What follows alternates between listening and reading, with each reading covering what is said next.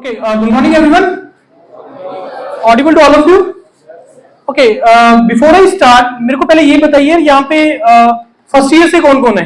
First year majority, second year, okay, third year, final year नहीं है. And what about the BTech? BTech students कौन कौन है यहाँ पे? Okay, and second one is BC, BC is there ना? Okay, और कौन कौन सी ब्रांचेस हैं बीटेक में? Mechanical is there, good, civil, electronics, electrical, computer science, okay, ठीक है. देखो आप लोग अभी फर्स्ट ईयर या सेकंड ईयर से बिलोंग करते हैं, तो सबसे पहले यार मैं आपको अपनी प्रेजेंटेशन का पर्पस बता रहा हूं कि पर्पस क्या है. मेरी इस प्रेजेंटेशन को आधे घंटे का होगा, बड़े ध्यान से सुनना, क्योंकि आज आपको वो बहुत सारा इंफॉर्मेशन मिलेगा. मे बी शायद आप बीटेक पास आउट हो जाएं, बीसीए पास आउट हो जाएं, साल 2 साल 4 साल निकल जाएं, और तब आपको कोई ऐसी कोई चीज का पता लगे, फिर आप रिग्रेट करोगे क्या ये मेरे को उस टाइम पे किसी ने क्यों नहीं बताया, राइट? तो इस कारण से पर्पस ये नहीं है कि मैं यहाँ पे ये नहीं बताने के लिए आया हूं कि आपको क्या करना चाहिए.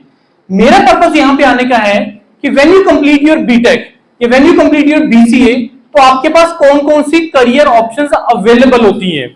अब उसमें से कौन सी करियर ऑप्शंस को आपको चूज करना है, वो डिपेंड करता है आपके इंटरेस्ट के ऊपर, वो डिपेंड करेगा आपके टेम्परामेंट के ऊपर. It's very simple. ऐसा कभी नहीं होना चाहिए कि अगर सपोज कोई सिविल कर रहा है, that is the reason why मेरे को सिविल ज्वाइन करना है. किसी ने कंप्यूटर साइंस किया तो इस कारण से मेरे को कंप्यूटर साइंस करना है, या मेरे किसी नोन ने ऐसा बोल दिया कि भाई तू कंप्यूटर साइंस ले ले तो मेरे को ऐसा करना है. हर चीज के पीछे पर्पस होना बहुत ज्यादा जरूरी है कि अगर मैं कंप्यूटर साइंस ब्रांच ले रहा हूं, या अगर मैं सिविल ब्रांच लिया है मैंने, या मैंने मैकेनिकल लिया है, तो उसके पीछे पर्पस क्या है. तो पर्पस होना किसी भी चीज के लिए, किसी काम के लिए पर्पस होना जरूरी है. तभी तो बोलते हैं कि लाइफ ना पर्पसफुल होनी चाहिए. ऐसा नहीं होना चाहिए कि तुम जैसे ही चलते चले जा रहे हो वैसे इसको चलाते चले जाइए. ऐसा कभी नहीं होना चाहिए, अदरवाइज तुम इस लाइफ को कभी भी इंजॉय कर ही नहीं पाओगे. तो लाइफ को पर्पसफुल, हर चीज का पर्पसफुल होना बहुत ज्यादा जरूरी है. अब वो पर्पसफुल किस तरीके से बनेगा? अगर मैं कोई ऐसा काम कर रहा हूं जो मेरे इंटरेस्ट का है, तब मेरे को उसका लगेगा ये मैं अपने इंटरेस्ट से चीजें कर रहा हूं और मेरे को उसको करने में मजा आ रहा है. उस टाइम पे आप जब आप कोई ऐसा काम खुद सोच के देखो, अभी भी आप लोग इस स्टेज तक पहुंच गए, इस एज तक पहुंच गए हैं, कोई ऐसा काम सोच के देखो जिसको करने में तुम इंजॉय करते हो, उसमें तुम्हें टाइम का कोई मतलब नहीं होता कि यार इसमें कितना टाइम लगेगा, इस काम को करने में इतना टाइम लगेगा, इसमें इतना पैसा खर्च होगा. आप उन चीजों के बारे में सोचोगे ही नहीं कभी भी, लेकिन आप उस काम को इंजॉय करोगे. वो काम कुछ भी हो सकता है. So that is the thing, important thing, कि मेरे को ऐसे काम करना है, या मेरे को अपनी लाइफ को उस डायरेक्शन को, मेरे को अपने करियर को उस डायरेक्शन में लेके जाना है कि जिसमें मेरे को ये ना सोचना पड़े इस चीज के बारे में मेरी सैलरी कितना है, मेरे को कितने घंटे काम करना पड़ेगा. ये चीज नहीं होती है. काम को इंजॉय करना सबसे ज्यादा इंपॉर्टेंट है. आज के टाइम पे इंडिया में सबसे बड़ा ट्रबल क्या आ रहा है, मैं इंडिया लेवल पे बात कर रहा हूं. मैं इंडिया में सबसे बड़ा ट्रबल ये है कि हम लोग जब कोई काम कर रहे हैं ना, वो बाय चॉइस नहीं कर रहे हैं, हम मजबूरी में कर रहे हैं. कि मैंने सोचा तो था कि मैं यूपीएससी निकालूंगा, सिविल सर्विसेज निकालूंगा, नहीं निकला तो मेरे को ये करना पड़ रहा है मजबूरी के अंदर. तो ये मेजॉरिटी जॉब्स इस कारण इस टाइम पे इसी चीज से हो रही है. 20 to 30% जो हमारा स्टैट्स है, सिर्फ 20 to 30% ही लोग ऐसे हैं जो अपनी जॉब में बाय चॉइस हैं. स्पेशली अगर मैं बात करूं टीचिंग डोमेन, टीचिंग डोमेन में बोलूंगा कि 10 से 20% ही लोग इसमें ऐसे हैं जो बाय चॉइस है. अदरवाइज कुछ और नहीं बनता, चलो टीचिंग कर लेते हैं. इंडिया के अंदर ये ट्रबल है सबसे बड़ा. और टीचिंग एक ऐसा प्रोफेशन है जो सबसे इंपॉर्टेंट प्रोफेशन है, क्योंकि टीचर एक ऐसा है जो आपको क्लास में पढ़ाना एक पार्ट है, मेंटरिंग दूसरा पार्ट है. अब टीचर को टीचर नहीं बोला जाता है, टीचर एक मेंटर हो गया है कि जिसका बहुत बड़ा रोल है, और आपको वो तब तक अच्छे तरीके से गाइड नहीं कर पाएगा जब तक मे बी शायद वो अपने इंटरेस्ट से नहीं कर रहा है. जब तक उसको इंटरेस्ट नहीं आएगा यार मेरे को किसी को गाइड करना चाहिए, उससे उसका करियर बनेगा, मेरे को खुशी होगी. तो इंटरेस्ट के साथ चीजें होना बहुत ज्यादा जरूरी है. अगर आपको कोई बंदा, आप लोगों में से अगर कोई पूछे कि सर टीचिंग जॉब कैसी होती है, अगर आप सपोज किसी टीचर से पूछोगे फॉर एग्जांपल, अगर उसका वो अपने इंटरेस्ट से नहीं वो टीचर लगा हुआ ना, तो आपको कभी भी गाइड नहीं करेगा, कभी आपको मोटिवेट नहीं करेगा कि यस तुम टीचिंग डोमेन में जाओ. वो कभी नहीं आपको गाइड करेगा, क्योंकि वो खुद भी उस इंटरेस्ट से नहीं है. टीचिंग उस खुद वो बंदा टीचर लगा हुआ है, लेकिन उसको वो एंजॉय नहीं कर रहा, वो कभी नहीं बोलेगा टीचर यार छोड़ो यार टीचिंग कुछ नहीं रखा, तुम इंडस्ट्री वगैरह में जाओ. राइट? तो ये चीज हर डोमेन के साथ एप्लीकेबल है. मैंने टीचिंग क्यों डोमेन लिया, क्योंकि हम लोग एक एजुकेशन इंस्टीट्यूट में बैठ के इस टाइम पे बात कर रहे हैं। अगर हम लोग किसी इंडस्ट्री में बैठ के बात कर रहे होते तो मैं एग्जांपल उस तरीके की कोट करता आपको, राइट। अब मैं थोड़ा सा स्टार्ट करने से पहले, अपनी प्रेजेंटेशन स्टार्ट करने से पहले थोड़ा सा हम अपने आप बारे में ब्रीफ कर देते हैं। See we are having the 3 platform, 3 platform है हमारे। First one is ECP engineers career point, वो स्टार्टेड इन 2011। पर्पस क्या था, बहुत सिंपल, कि हमें इंजीनियरिंग के बाद जितने भी करियर ऑप्शंस अवेलेबल है उसमें हमें स्टूडेंट को सोल्यूशन देना है, उसमें हमें सर्विसेज प्रोवाइड करनी है। We are the coaching, no doubt about that, but we have made some difference in that thing. हमने डिफरेंस क्रिएट किया है, स्पेशली इस रीजन के अंदर, पंजाब रीजन के अंदर, जहां पे लोग हायर स्टडीज के लिए मोटिवेटेड ही थे। हमने बहुत बच्चों को मोटिवेट किया, हायर स्टडीज के लिए भेजा, और आज वो बहुत अच्छी अच्छी पोजीशंस पे बैठे हैं। बेटर देन दोज पोजीशन कि जिन्होंने इमीडिएटली जॉब ज्वाइन कर लिया, और एक दूसरे पर्सन ने, एक ग्रुप ने जॉब ज्वाइन कर लिया, एक दूसरे ग्रुप को हायर स्टडीज के लिए हमने पुश किया। आज 8-10 साल के बाद जब वो कंपैरिजन कर रहे हैं, then they are far better than them, then they are far better than कि जिसने जॉब इमीडिएटली ज्वाइन कर दिया था। उस टाइम के लिए मे बी वो कंपैरिजन बहुत अच्छा था, किसको जॉब मिल गया 8-10 लाख का, 10-12 लाख का, मेरे को तो मास्टर्स के लिए जाना पड़ रहा है जहां पे मेरे को स्कॉलरशिप मिल रहा है 12,000 रुपए का। लेकिन कभी भी कंपैरिजन इमीडिएट नहीं होता है, कंपैरिजन 2-4-5 साल के बाद होता है, राइट। तो ECP we started in 2011, then we started this platform Yourpedia platform.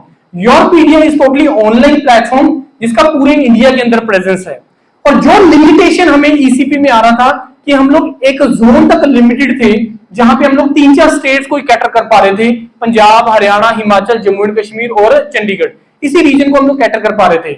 लेकिन योरपीडिया, यू नो दिस थिंग कि ऑनलाइन पे आज कोई लिमिट ही नहीं है।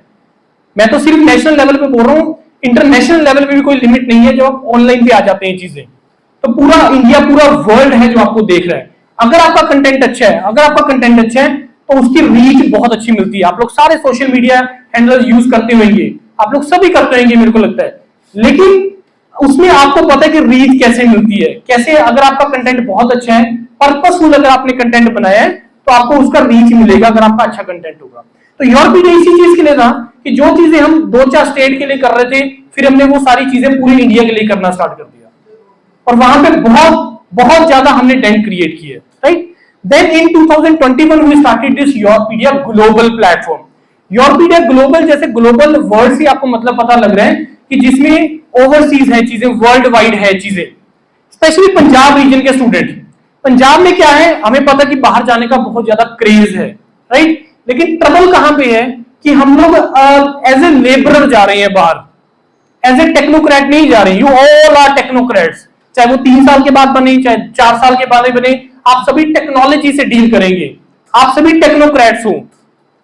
प्रॉब्लम कहां पे आ रहा है कि हम लोग एज ए लेबरर जा रहे हैं, हम लोग वहां पे, हम लोग सही तरीका अपना के नहीं जा रहे हैं, तभी ट्रबल्स आती है, और पैसा खर्च करके हम लोग जा रहे हैं। नो डाउट वहां जाके पैसा कमाना है, लेकिन एज ए लेबरर नहीं यार।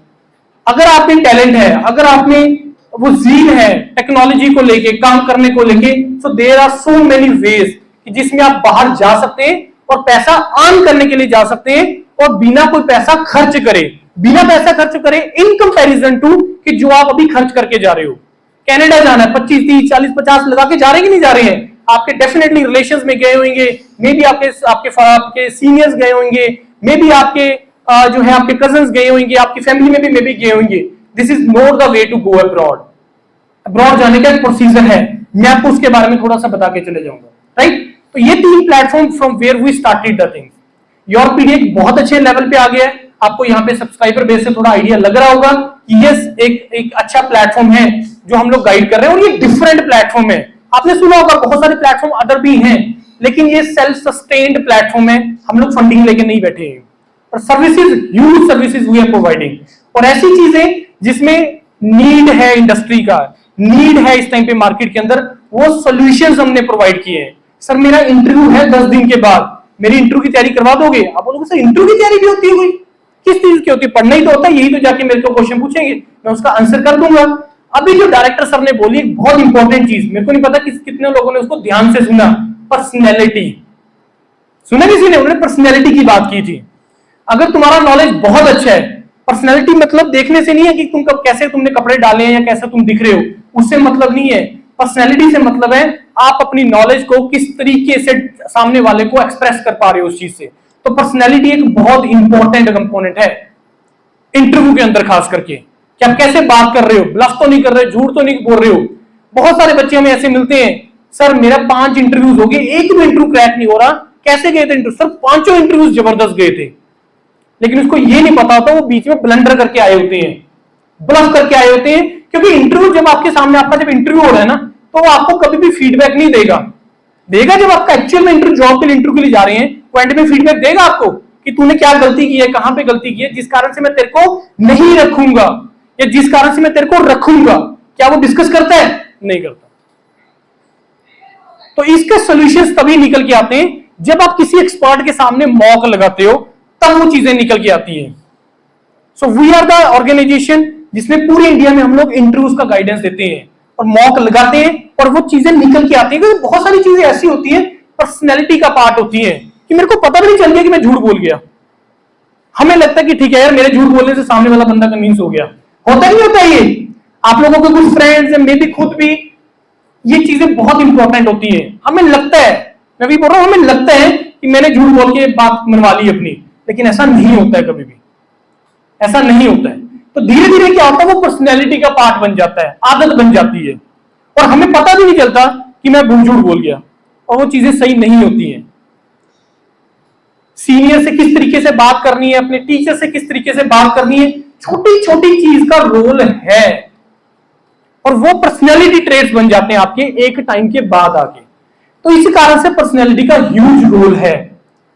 सर ने बोला कि तुम क्यों नहीं एग्जाम्पल बनते हो, कि तुम्हें एग्जाम्पल सेट करनी है यार, अपने सीनियर्स के लिए, अपने जूनियर्स के लिए, अपने कॉलेज में आने वाले जो बच्चे हैं उनको एग्जाम्पल सेट करो। बड़ी सी एक फोटो लगी हो कि ये बच्चा यहां से ये कर गया, रोल मॉडल्स बनने हैं ना। आपने ये कॉलेज क्यों ज्वाइन किया, कुछ रीजन हो गए उसके पीछे। अब यहां पे आगे, यहां से आगे अपना करियर कैसे लेके जाना है, उसके पीछे भी कुछ रीजन होने चाहिए, रोल मॉडल्स होने चाहिए। चाहे वो आपके टीचर्स हैं, चाहे आपके वो सीनियर्स हैं, वो रोल मॉडल्स होना बहुत ज्यादा जरूरी है। अदरवाइज अगेन, जैसे मैंने आपको बोला, without any purpose, purposeful life अगर नहीं होगी, मजा नहीं आएगा यार इस लाइफ को एंजॉय करने का। एंजॉय करो अपने एक एक फेज को। खेल रहे हो तो अच्छे तरीके से मस्ती मार के खेलो, जब पढ़ रहे हो तो अच्छे तरीके से पढ़ो, अच्छे तरीके से। तो पर्पसफुल होना बहुत ज्यादा इंपॉर्टेंट है। बात आगे नहीं समझिए आप?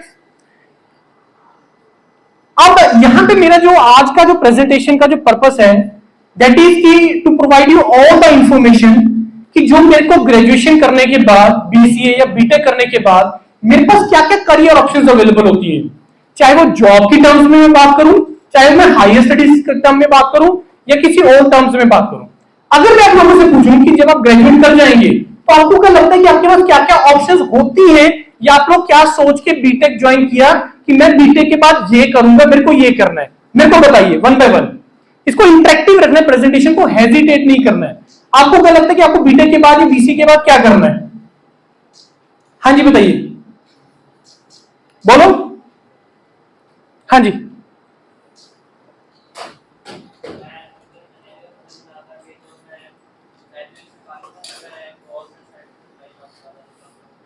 Good, great. So you are civil engineering, B Tech civil च ਤੁਹਾਡੀ, ਤੇ ਤੁਸੀਂ गवर्नमेंट जॉब ਲਈ अप्लाई करना चाहते हो। So one option is government job, please बैठ जाइए। सो एक ऑप्शन आपके पास आ गया कि मेरे को बीटेक के बाद भाई क्या करनी है, government job. Majority civil student, अगर मैं पूछूं कि तुमने सिविल क्यों ज्वाइन की, तो मैं बोलूंगा कि 80 to 90% स्टूडेंट्स का रीजन सिविल इंजीनियरिंग ज्वाइन करने का होता है government job, state government job, चाहे वो सेंट्रल गवर्नमेंट जॉब। क्योंकि स्टेट और सेंट्रल गवर्नमेंट जॉब में के अंदर सिविल इंजीनियरिंग की बहुत ह्यूज वैकेंसीज होती हैं। तो एक चीज हमें पता चल गई जी, गवर्नमेंट जॉब। उसके बाद कोई और ऑप्शन बोलो यार, निकालो, खुल के बोलो। फर्स्ट डे आपका, पहले दिन ही हेजिटेशन निकाल दो सारी। और क्या ऑप्शन होते हैं तुम्हारे पास? Yes, you can go for the higher studies. आप लोग हायर स्टडीज के लिए जा सकते हैं, मास्टर्स के लिए आप जा सकते हैं। और बताओ, गवर्नमेंट जॉब हो गया, हायर स्टडीज हो गया, और बताओ प्राइवेट जॉब। प्राइवेट जॉब के लिए भी जा सकते हैं, BCA, majority computer science engineer, majority किस डोमेन के लिए जा रही हो, प्राइवेट के लिए जा रहे हो। और क्या ऑप्शन होती है तुम्हारे पास? इन्होंने बोला एमटेक। एमटेक एक टेक्नोलॉजी से रिलेटेड है, मतलब टेक्निकल फील्ड है। तो मैनेजमेंट भी तो एक ऑप्शन होती है ना तुम्हारे पास, एमबीए का ऑप्शन होता है। बैचलर के बाद एमबीए कर सकते हो कि नहीं कर सकते हो? अरे हाँ या ना तो बोलो, नहीं पता तो ना बोलो, ना पता तो हाँ बोलो। मैनेजमेंट डोमेन में जा सकते हो, एमबीए होता है ना ऑप्शन तुम लोगों के पास ग्रेजुएशन के बाद, ठीक है जी। और बोलो, अब हमने हायर स्टडीज की बात करी तो हायर स्टडीज का ऑप्शन इंडिया में भी अवेलेबल है, अब्रॉड में भी अवेलेबल है, ये सारी करियर ऑप्शंस अवेलेबल है। अब मैं आपको एक फॉर्मूला देके जा रहा हूं, ये एक ऐसा एग्जाम बता रहा हूं कि जिसमें ये जितनी भी चीजें तुमने बोली है ना, प्राइवेट जॉब, गवर्नमेंट जॉब, अच्छा एक जॉब में एक कैटेगरी हम लोग भूल गए, पब्लिक सेक्टर, पीएसयू। सुना किसी ने इसके बारे में? ये वर्ड सुना किसी ने पीएसयू? अगर किसी ने सुना तो हाथ खड़ा करना।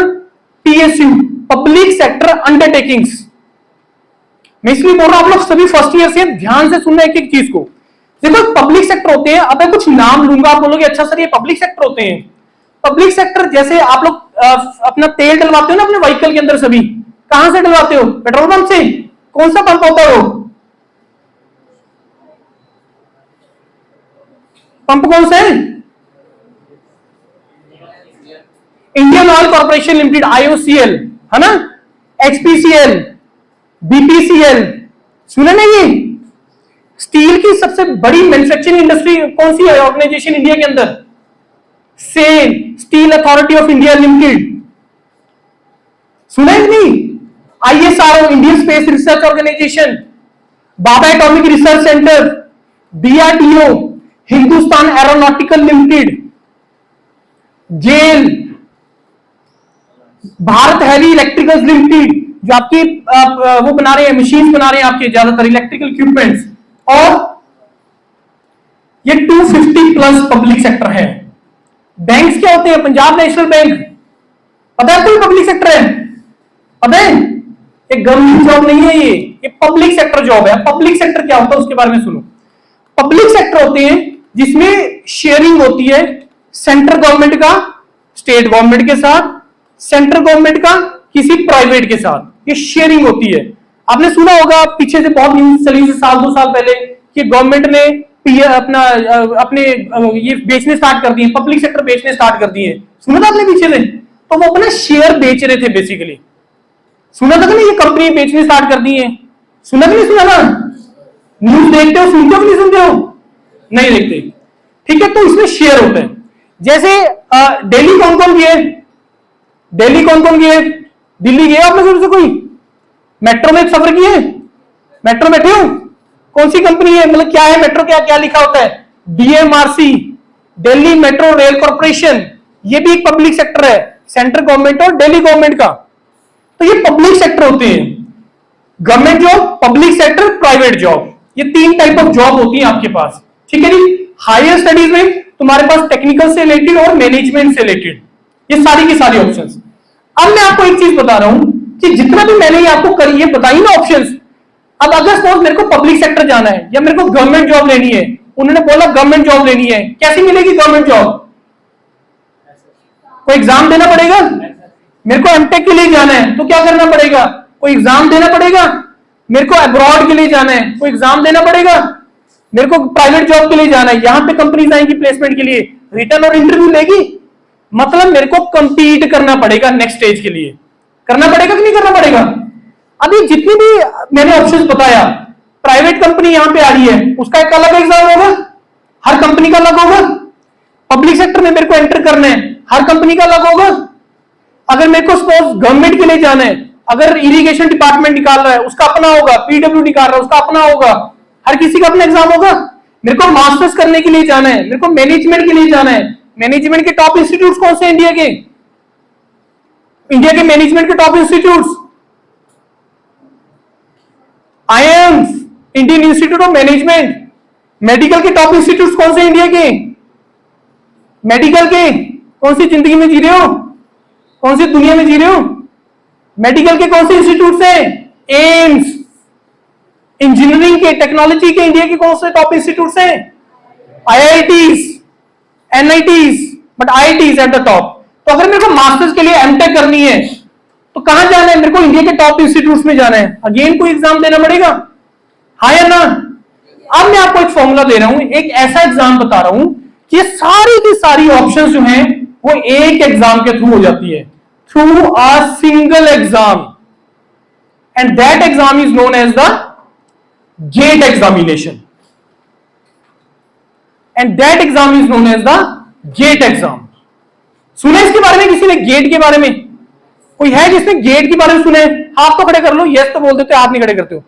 किसी ने सुना गेट के बारे में? किसी ने भी नहीं, किसी ने भी नहीं। जैसे इसका नाम है ना गेट, ये रास्ता है, ये दरवाजा है, ये दरवाजा है बेस्ट करियर ऑप्शन लेने का। देखो अगर 10, 15, 20, 25 हजार की नौकरी करनी है, बहुत इजी है यार आज के टाइम पे। 25, 30, 40, 50 हजार कुछ भी नहीं है। गेट फुल फॉर्म क्या है इसकी? Graduate aptitude test in engineering.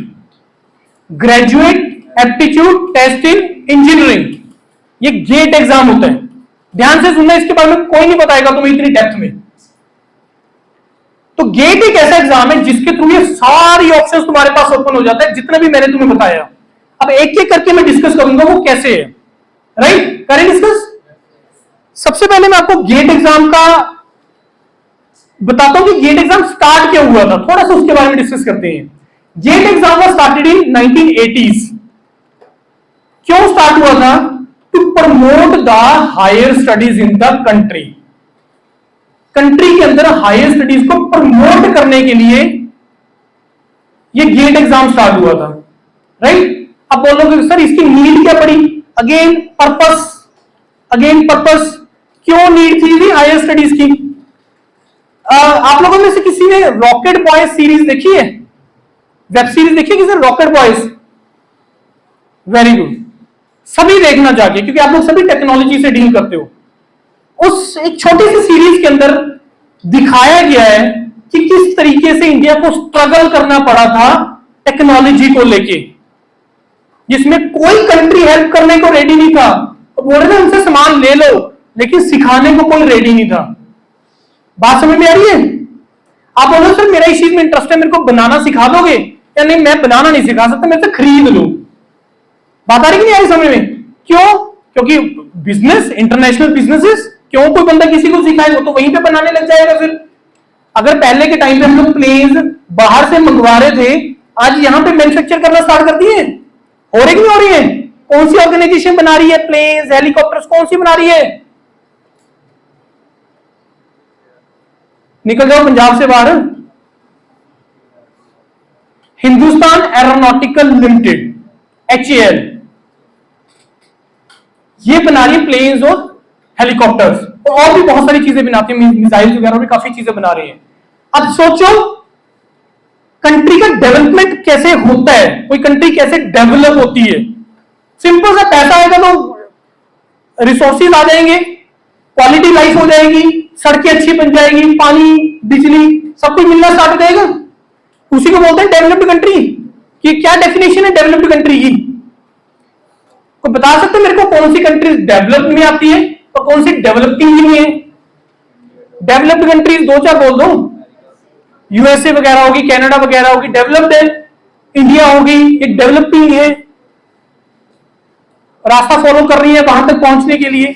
क्यों बोलते हैं कनाडा, यूएसए वगैरह को क्यों बोल रहे हैं कि डेवलप हो गए हैं? क्योंकि वहां पे वो सारी चीजें अवेलेबल है with the best quality available है। समझ में आ गई बात? उसको डेवलप होगी। कैसे हुआ?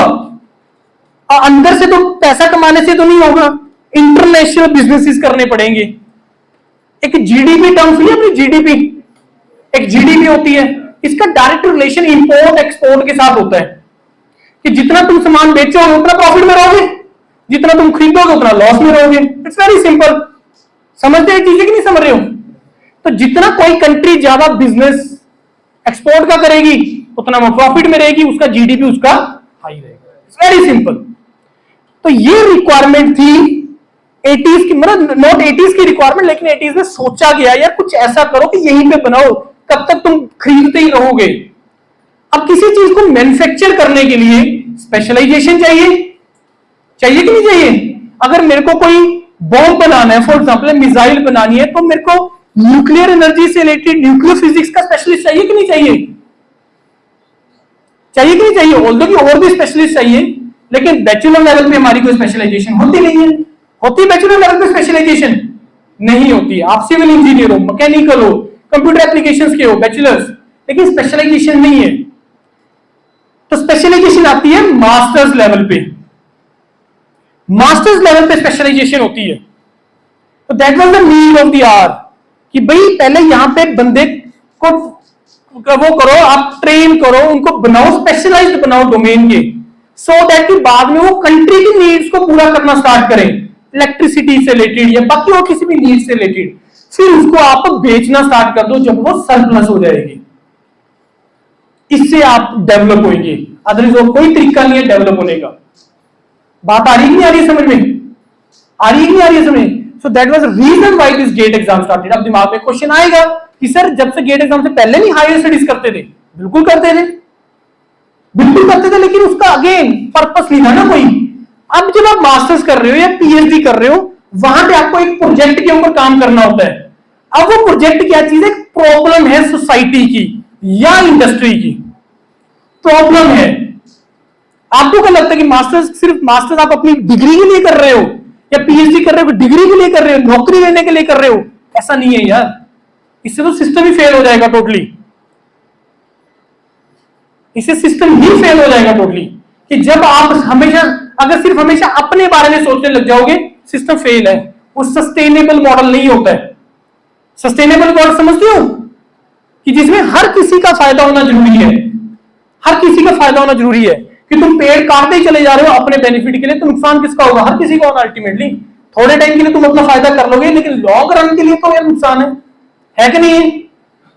केमिकल इंडस्ट्रीज लगा रहे हो, फेंकी जा रहे हो पानी के अंदर गंदा केमिकल, एज इट इज फेंकी जा रहे हो विदाउट उसका ट्रीटमेंट किए, तुम भेजोगे तो खराब होगा ही होगा, ग्राउंड वाटर सारा पोल्यूट होगा ही होगा, इससे आपकी हेल्थ में इश्यूज आएंगे। तो ये चीजें सारी लिंक्ड है। अगेन मैं फिर से भी बोल रहा हूं कि चीजें सारी की सारी क्या है? लिंक्ड है। तो चीजों को अपना सोचने का नजरिया थोड़ा सा चेंज करो आप अपना, कि चीजों को कैसे सोचना है। तो मास्टर्स पर्पस के साथ कि भाई अच्छे बच्चे लेके आओ, एग्जाम दो, क्योंकि एग्जाम ये एक अच्छा एग्जाम है, ये एक ऐसा एग्जाम है जिसका बहुत ज्यादा बेनिफिट है, मैं आपको आगे बताता हूं।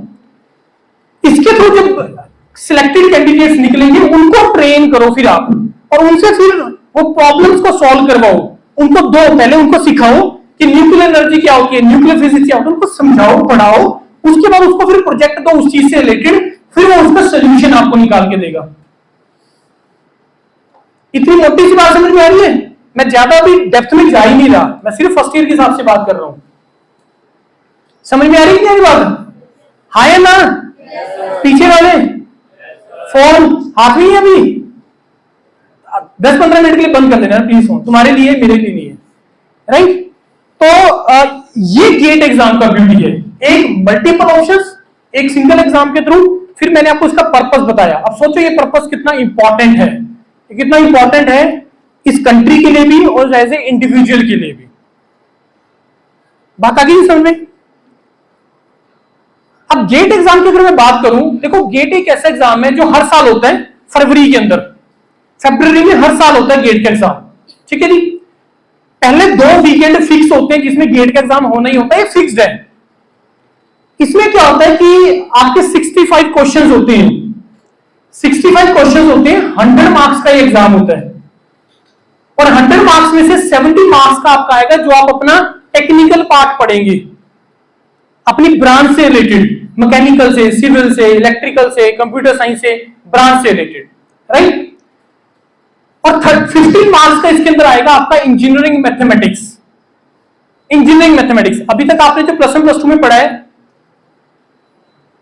वो बेसिक्स मैथमेटिक्स है, अब आप पढ़ना है इंजीनियरिंग मैथमेटिक्स, उस मैथमेटिक्स को अप्लाई करना है इंजीनियरिंग प्रॉब्लम्स के ऊपर। तो मैथ्स पढ़ते हो, 3 टाइप ऑफ मैथ्स पढ़ोगे आप लोग, M1 M2 M3, 3 मैथ्स पढ़ोगे, तो 15 नंबर का आएगा वो इंजीनियरिंग मैथमेटिक्स, और 15 मार्क्स का आपको आएगा quantitative aptitude, reasoning and English. Quantitative aptitude क्या होता है? ये 10th तक का मैथमेटिक्स आप लोग सब पढ़ के आए हैं, एलसीएम एससीएम पढ़ के आए हो, percentage, profit loss, time speed, इससे पढ़ के आए हो ना, रीजनिंग, नंबर सिस्टम पढ़ के आए हो ना, सीरीज प्रॉब्लम पढ़ के आए हो ना, सिटिंग अरेंजमेंट पढ़ के आए हो, पढ़ के आए हो, नहीं पढ़ के आए हो, बर्नार्ड रिलेशंस पढ़ के आए हो? हाँ या ना तो बोल दो, इतना तो बोरिंग नहीं है, मेरे को पता है, क्या है boring?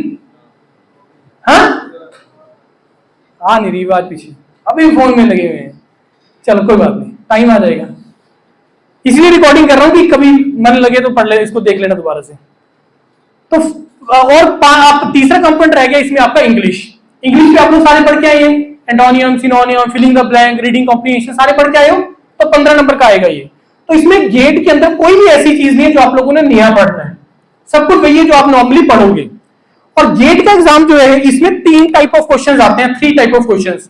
First is your multiple choice questions, MCQs, एक ऑप्शन 4 ऑप्शन, एक question 4 options, right. Second one is your multiple selection questions, कि जिसमें एक से ज्यादा आंसर ठीक होगा। तीसरा होगा न्यूमेरिकल आंसर टाइप, कि जिसमें फिलिंग द ब्लैंक होगा, आपको आंसर पुट करना पड़ेगा, राइट। अब 65 क्वेश्चन 100 मार्क्स, तो 1 मार्क का क्वेश्चन भी है, 2 मार्क्स का क्वेश्चन भी इसके अंदर आएगा। 30 क्वेश्चन 1 मार्क के, 35 क्वेश्चन 2 मार्क्स के, राइट। तो ये रहा इसका एग्जाम पैटर्न। नेगेटिव मार्किंग इसके अंदर होती है 1 मार्क के पीछे 0.33, 2 मार्क्स के पीछे 0.66 का, राइट। उसके बाद ये बहुत इंपॉर्टेंट है, यहां पे देखो क्या चीजें लिखी हुई है। पहला कि आप लोग 3rd ईयर ऑनवर्ड गेट के एग्जाम दे सकते हो। 3rd ईयर ऑनवर्ड्स, ये अभी हुए पिछले 3-4 साल से, उससे पहले ये क्या था, आप लोग फाइनल ईयर ऑनवर्ड दे सकते थे। गेट का एग्जाम देने का कोई एज लिमिट नहीं होता, गेट का एग्जाम करने का कोई नंबर ऑफ अटेम्प्ट का लिमिट नहीं होता, चाहे एट द एज ऑफ 60 दे लो। क्यों नहीं है एज लिमिट, कुछ सोच के बताओ, एज लिमिट क्यों नहीं है गेट के अंदर, कुछ सोच के बताओ। हाँ? नहीं, सोच के देखो क्यों नहीं होता गेट में एज लिमिट। अच्छा, इसका आंसर इसमें छुपा है। किस पर्पस से स्टार्ट हुआ था गेट का एग्जाम, क्यों स्टार्ट हुआ था गेट का एग्जाम?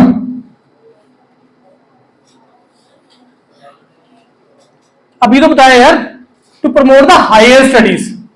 हायर स्टडीज करने का कोई एज लिमिट होता है?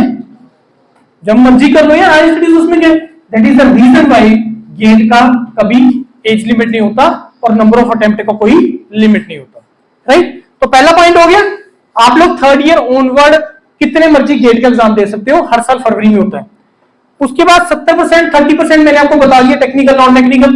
उसके बाद जब आप गेट का एग्जाम दे देते हो तो क्वालिफाई कर लेते हो, तो आपके पास वो सारी ऑप्शंस ओपन हो जाती है जो मैंने इससे पहले भी बताया था, राइट।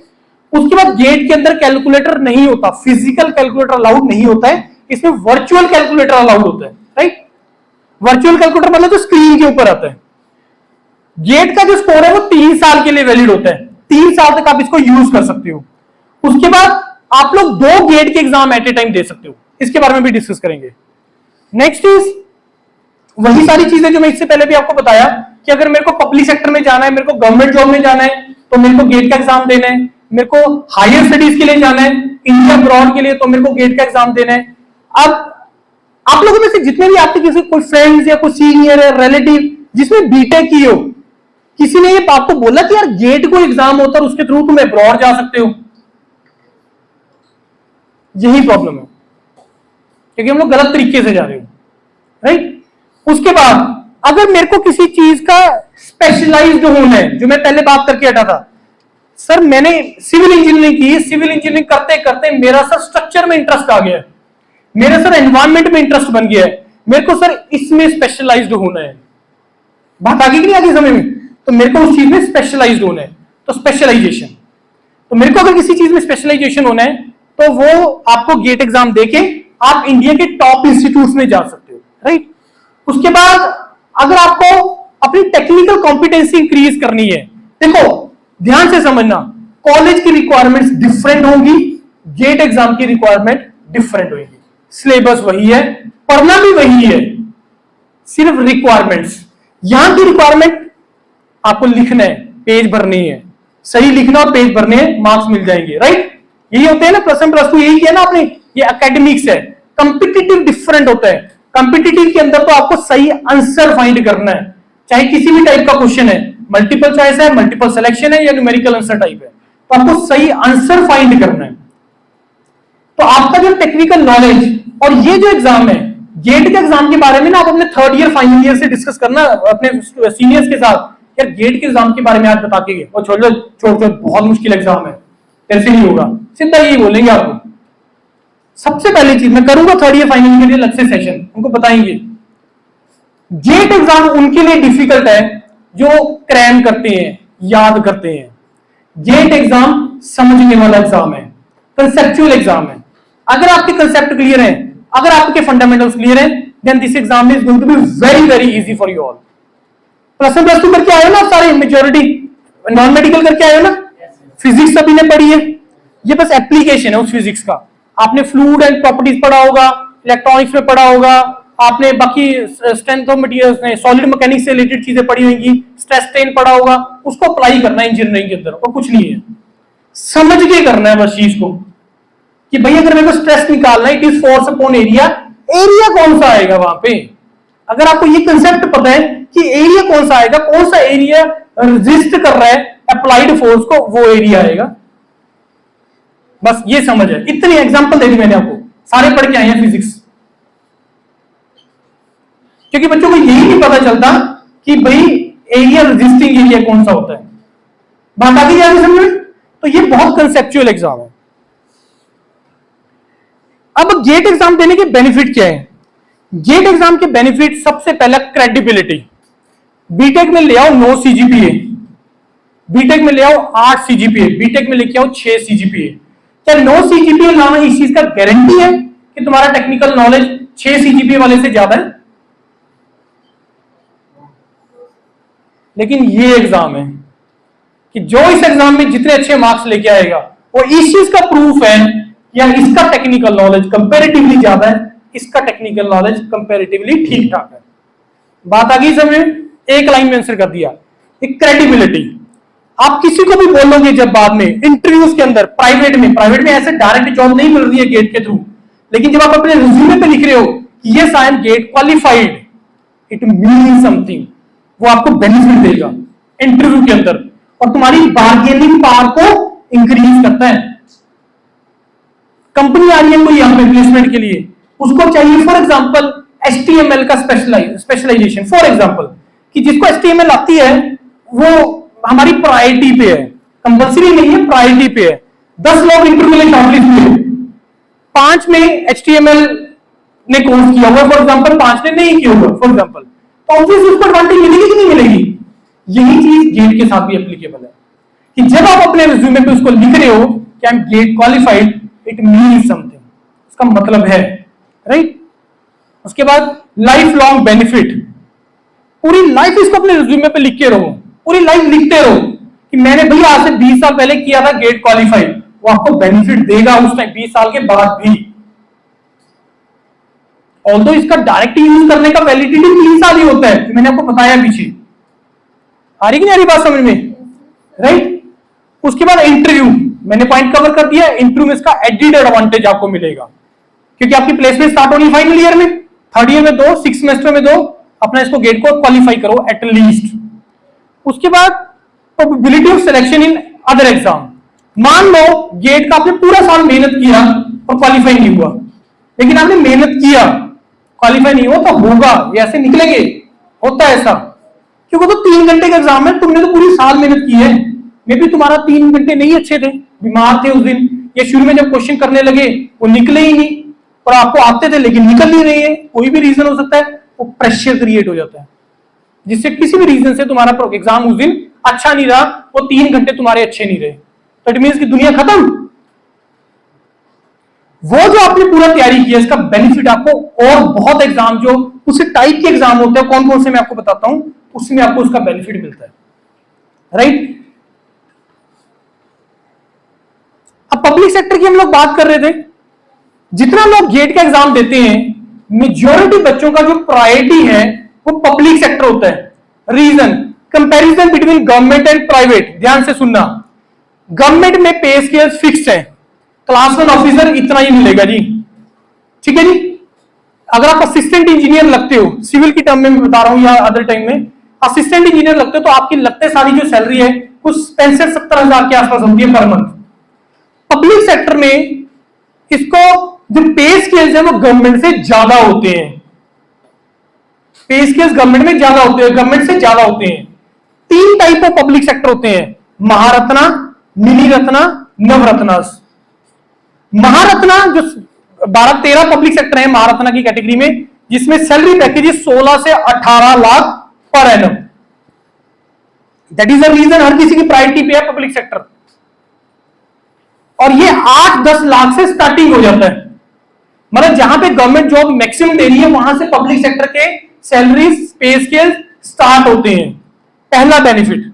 दूसरा, गवर्नमेंट जॉब लोग क्यों ज्वाइन करते हैं? क्या आप लोगों में से अगर कोई गवर्नमेंट जॉब ज्वाइन करना चाहता है, क्या लगता है आपको क्या रीजन होते हैं गवर्नमेंट जॉब ज्वाइन करने? ये इंटरव्यू पूछता है आपसे कि गवर्नमेंट जॉब क्यों ज्वाइन करना चाहते हो?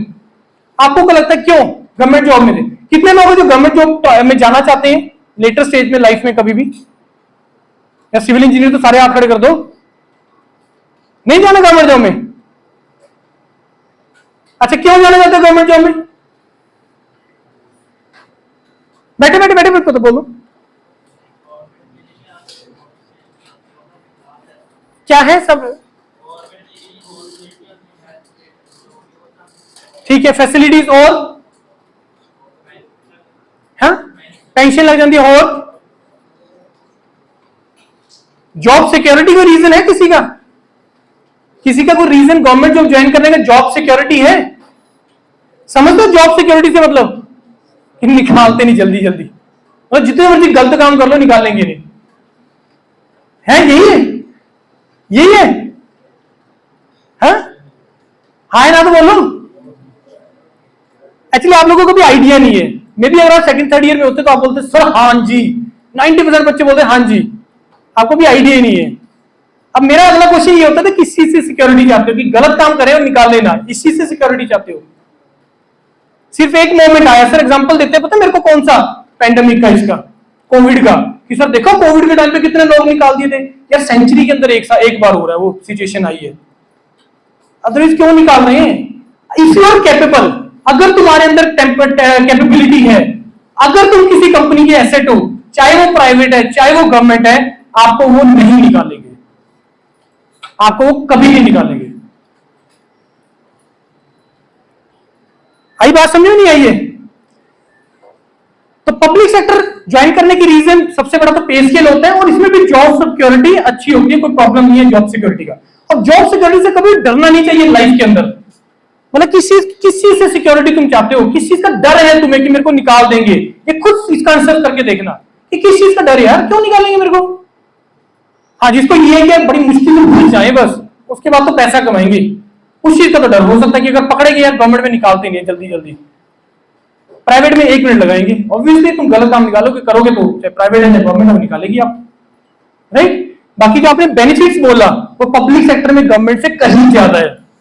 आपको क्या लगता है कि अगर सैलरी अगर ज्यादा दे रहा है पब्लिक सेक्टर तो बेनिफिट ज्यादा नहीं देगा गवर्नमेंट से? डेफिनेटली ज्यादा देगा, राइट।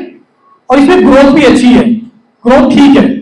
गवर्नमेंट में जो अपनी ग्रोथ है, ग्रोथ से मतलब समझते हो कि मैं एज ए जेई ज्वाइन किया, जूनियर इंजीनियर, मैं कितनी देर के बाद असिस्टेंट इंजीनियर बनूंगा, कितनी देर के बाद मैं असिस्टेंट एग्जीक्यूटिव इंजीनियर बनूंगा, कितनी देर के बाद मैं असिस्टेंट एग्जीक्यूटिव इंजीनियर बनूंगा, कितनी देर के बाद मैं चीफ बनूंगा। मैं फिक्स है गवर्नमेंट के अंदर।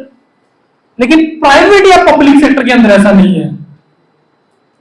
प्राइवेट या पब्लिक सेक्टर के अंदर ऐसा नहीं है। सोच के देखो, ऐसा होगा प्राइवेट के अंदर? आप किसी कंपनी में ज्वाइन किया, आप बहुत अच्छा काम कर रहे हो, उसके लिए आपको नहीं लगता कि आपको प्रमोशन मिल जाएगी? क्या उसका टाइम के साथ रिलेशन होगा? नहीं होगा टाइम के साथ रिलेशन। हाँ या ना तो बोल दो। मेरे को चश्मे में दिख रहे हैं जिन्होंने फोन खोले हुए हैं। एक्चुअली होता कुछ नहीं, मेरी कंसंट्रेशन लूज होती है, अदरवाइज तो आप चाहे जैसे मर्जी करो, कोई दिक्कत नहीं है। समझ में आ रही बात? तो मेरे को बताओ कि ग्रोथ किसमें ज्यादा है, प्राइवेट में, पब्लिक में, गवर्नमेंट में? कितने सबसे ज्यादा ग्रोथ है?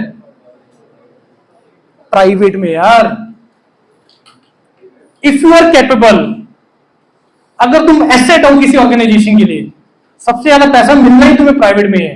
गवर्नमेंट में तो फिक्स है यार कि 3% डीए बढ़ना है साल में। जो भी आपके पेरेंट्स गवर्नमेंट जॉब में है उनसे पूछना कि ग्रोथ किस तरीके से होती है गवर्नमेंट में। अब वो बोलेंगे कि 10 साल के बाद पे कमीशन चेंज होता है, हर साल इतने % डीए बढ़ता है, 7% बढ़ता है शायद इन्फ्लेशन के हिसाब से, कि 7% डीए बढ़ेगा, फिक्स है। कितनी देर बाद ये ग्रोथ मिलना है, प्रमोशन कब होनी है, फिक्स है वो। लेकिन प्राइवेट में ऐसा नहीं है। और बिलीव मी फ्रेंड्स, ये अगर ये कंट्री चल रही है ना, प्राइवेट और पब्लिक के कारण चल रही है, बिलीव मी। गवर्नमेंट के कारण नहीं, गवर्नमेंट तो फेल है system, seriously. With due respect, जो भी आपके पेरेंट्स गवर्नमेंट में है, मैं वैसे बोल रहा हूं मैं, अगर खुद सोच के देखना, आप जाते हो काम करवाने के लिए गवर्नमेंट में, देखिए आपने हाल देखा है ना हाल, तो प्राइवेट में जाके देखना, एचडीएफसी बैंक में जाके देखना, एक पीएनबी बैंक में जाके देखना, आपको क्लियर डिफरेंस पता लग जाएगा।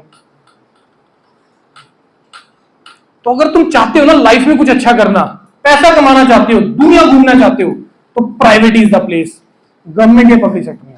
हाँ ये जरूर है, प्राइवेट में एंटर करोगे पैसा मिलेगा, सब कुछ मिलेगा, लेकिन टाइम नहीं मिलेगा। ये चीज का भी ध्यान में रखना, टाइम नहीं है, क्योंकि फिर वो उसी के प्रोपोर्शनल है। टाइम से तो तुम ग्रोथ वो कर पा रहे हो ना, ग्रोथ मिल रहा है, तुम एक्स्ट्रा एफर्ट मार रहे हो, तभी तो तुम कुछ कर पा रहे हो उस ऑर्गेनाइजेशन के लिए। गवर्नमेंट में भी 8 घंटे एम्प्लॉय कर रहा है काम, प्राइवेट में भी 8 घंटे कर रहा है, लेकिन अगर प्राइवेट में 8 घंटे वाला उसको 10-12 कर देगा, ऑटोमेटिकली कंपनी ग्रो कर जाएगी, ऑटोमेटिकली उसको रिजल्ट ज्यादा मिलने स्टार्ट हो जाएंगे। आ रही नहीं आ रही बात समझ में? तो अगर चाहते हो अच्छा पैसा कमाना, तगड़ा पैसा कमाना, तो प्राइवेट में मिलेगा, लेकिन आपको उसके लिए प्राइवेट, उसके बाद फिर क्वेश्चन आता है कि प्राइवेट आपको पैसा क्यों देगी, क्यों देगी आपको इतना पैसा? उसके बहुत सारे रीजंस हैं, और गेट के थ्रू ही निकल के आती है सारी चीजें, इसी के थ्रू निकल के आती है। सबसे पहली चीज स्पेशलाइजेशन, कि सर मैं इस चीज का स्पेशलाइज हूं और आपको नीड है, और कोई नहीं आया वो इंटरव्यू के लिए, बताओ कितने पैसे देते हो। दूसरा ब्रांडिंग, ब्रांडिंग का मतलब समझते हो? ब्रांडिंग का मतलब समझते हो? ब्रांडिंग का मतलब ये होता है कि आपने अपने रिज्यूमे पे किसी ऐसा ऑर्गेनाइजेशन का एक्सपीरियंस या कुछ भी ऐसा चीज लिखा हुआ है जिसको लोग, अच्छा तूने यहां जॉब किया है, अच्छा तूने ये किया है, अच्छा तूने वो किया, जिसको लोग जानते हैं। और अगर तुम ऐसी किसी चीज के साथ जुड़े हुए हैं जिसको लोग जानते हैं, तो तुम्हारा ब्रांडिंग है। अगर तुमने masters higher studies IIT system से किया है, तो लोग पूरी दुनिया जानती है आईआईटी सिस्टम को, क्योंकि पूरी दुनिया में बहुत बड़ी बड़ी ऑर्गेनाइजेशन के टॉप लेवल पे आईआईटीएंस बैठे हैं, बैठे कि नहीं बैठे हैं? तो ये चीज होती है इंपॉर्टेंट। तो पैसा तुम्हें प्राइवेट में तब मिलेगा अगर तुम्हारे अंदर कैपेबिलिटी है और तुम उसको रिफ्लेक्ट कर पा रहे हो, उसको प्रूव भी कर पा रहे हो। इंटरव्यू बैठे हो, सर मैं ये कर दूंगा, वो कर दूंगा, ठीक है कोई बात नहीं, 3 महीने इतनी सैलरी पे जॉब कर रहा हूं, कर, हम बोलते हैं, क्लियर बोलते हैं, आते हैं इंटरव्यूज के लिए मेरे पास, सर मैं ऐसा कर दूंगा, वैसा होगा, ठीक है, ये रहा 3 महीने का तेरे पास टाइम, प्रूव कर दे, जितना सैलरी तू चाहेगा ले लेना। प्राइवेट में ये होता है, आपको लगता है गवर्नमेंट में ऐसा होता होगा? फिर तुम्हारी बार्गेनिंग पावर और इंक्रीज हो जाती है। सर 3 महीने मैंने ये बोला था, मैंने इससे डबल अचीव कर दिया, बताओ किसने पैसे देते हो?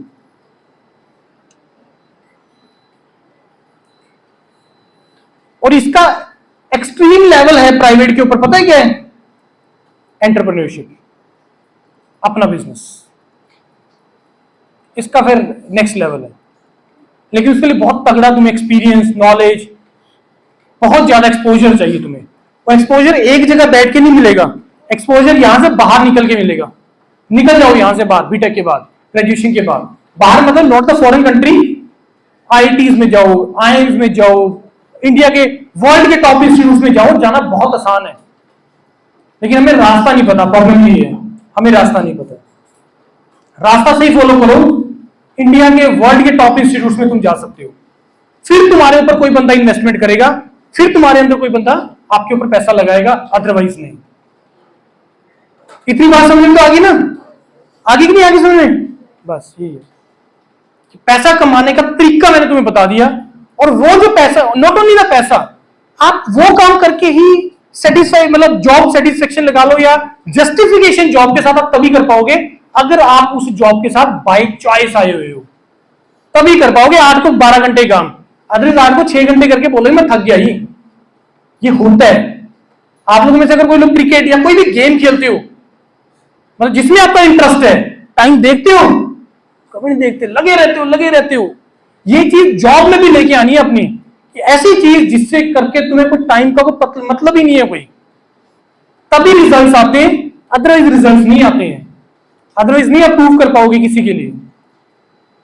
आगे बात समझ में नहीं आगी? हाँ, पब्लिक सेक्टर में देखो एंटर करने के 2 तरीके हैं। पब्लिक सेक्टर में एंट्री 2 तरीके से मिलती है, एक होती है थ्रू गेट एग्जामिनेशन, एक होती है without GATE, right? Through GATE examination, without GATE. बहुत सारे पब्लिक सेक्टर थ्रू गेट, मतलब एक गेट का एग्जाम दिया, तुम्हारे मार्क्स आए, फॉर्म ओपन हो जाएंगे उन पब्लिक सेक्टर के, और उसके बाद तुम्हें वहां पे अप्लाई करना है। अगर तुम्हारा मेरिट में नाम आ गया तो अगला राउंड आपका होगा इंटरव्यू का, और बहुत जगह पे ग्रुप डिस्कशंस भी होते हैं, ग्रुप टास्क भी होता है, केस स्टडीज भी होता है, राइटिंग असेसमेंट भी होती है। राइट, इंटरव्यू तो हर किसी में होता ही है, क्योंकि इंटरव्यू के बिना आप पर्सनैलिटी नहीं चेक कर सकते हो। नॉलेज ठीक है, तुमने रिटन में चेक कर लिया, मेरा गेट में सिर्फ ऑल इंडिया रैंक 10 है, दिस इज द प्रूफ कि तुम्हारा नॉलेज अच्छा है, लेकिन व्हाट अबाउट द पर्सनैलिटी, मैंने तुम्हें एक ऐसी प्रोफाइल के लिए रखना है जॉब में कि जिससे तुम्हें 15 लोगों से बात करनी है, तुमने प्रेजेंटेशन देनी है, तुमने बिजनेस लेके आना है, मैं तेरे को फॉरन भेजूंगा, भाई उसके लिए पर्सनैलिटी चाहिए कि नहीं चाहिए, कि तुम कैसे कम्युनिकेट कर पा रहे हो, कैसे बात कर पा रहे हो, तो कैसे चेक होगा? Group discussion, group task, interviews, यहां से चेक होती है। आ रही बात नहीं आ रही है? अब जहां पे जीडी जीटी और इंटरव्यू आ गया, वहां पे अगेन एक बार जब तुम शॉर्टलिस्ट होगे, ऑल इंडिया रैंक भी बैठा है उसमें, 10 में ऑल इंडिया रैंक 1000 भी बैठा है शॉर्टलिस्ट के अंदर। अब यहां पे जिसका पर्सनैलिटी और सारी कम्युनिकेशन अच्छा होगा, वो ऑर्गेनाइजेशन उसी को रखेगा, चाहे वो प्राइवेट है चाहे वो पब्लिक सेक्टर है। आगे बात समझे?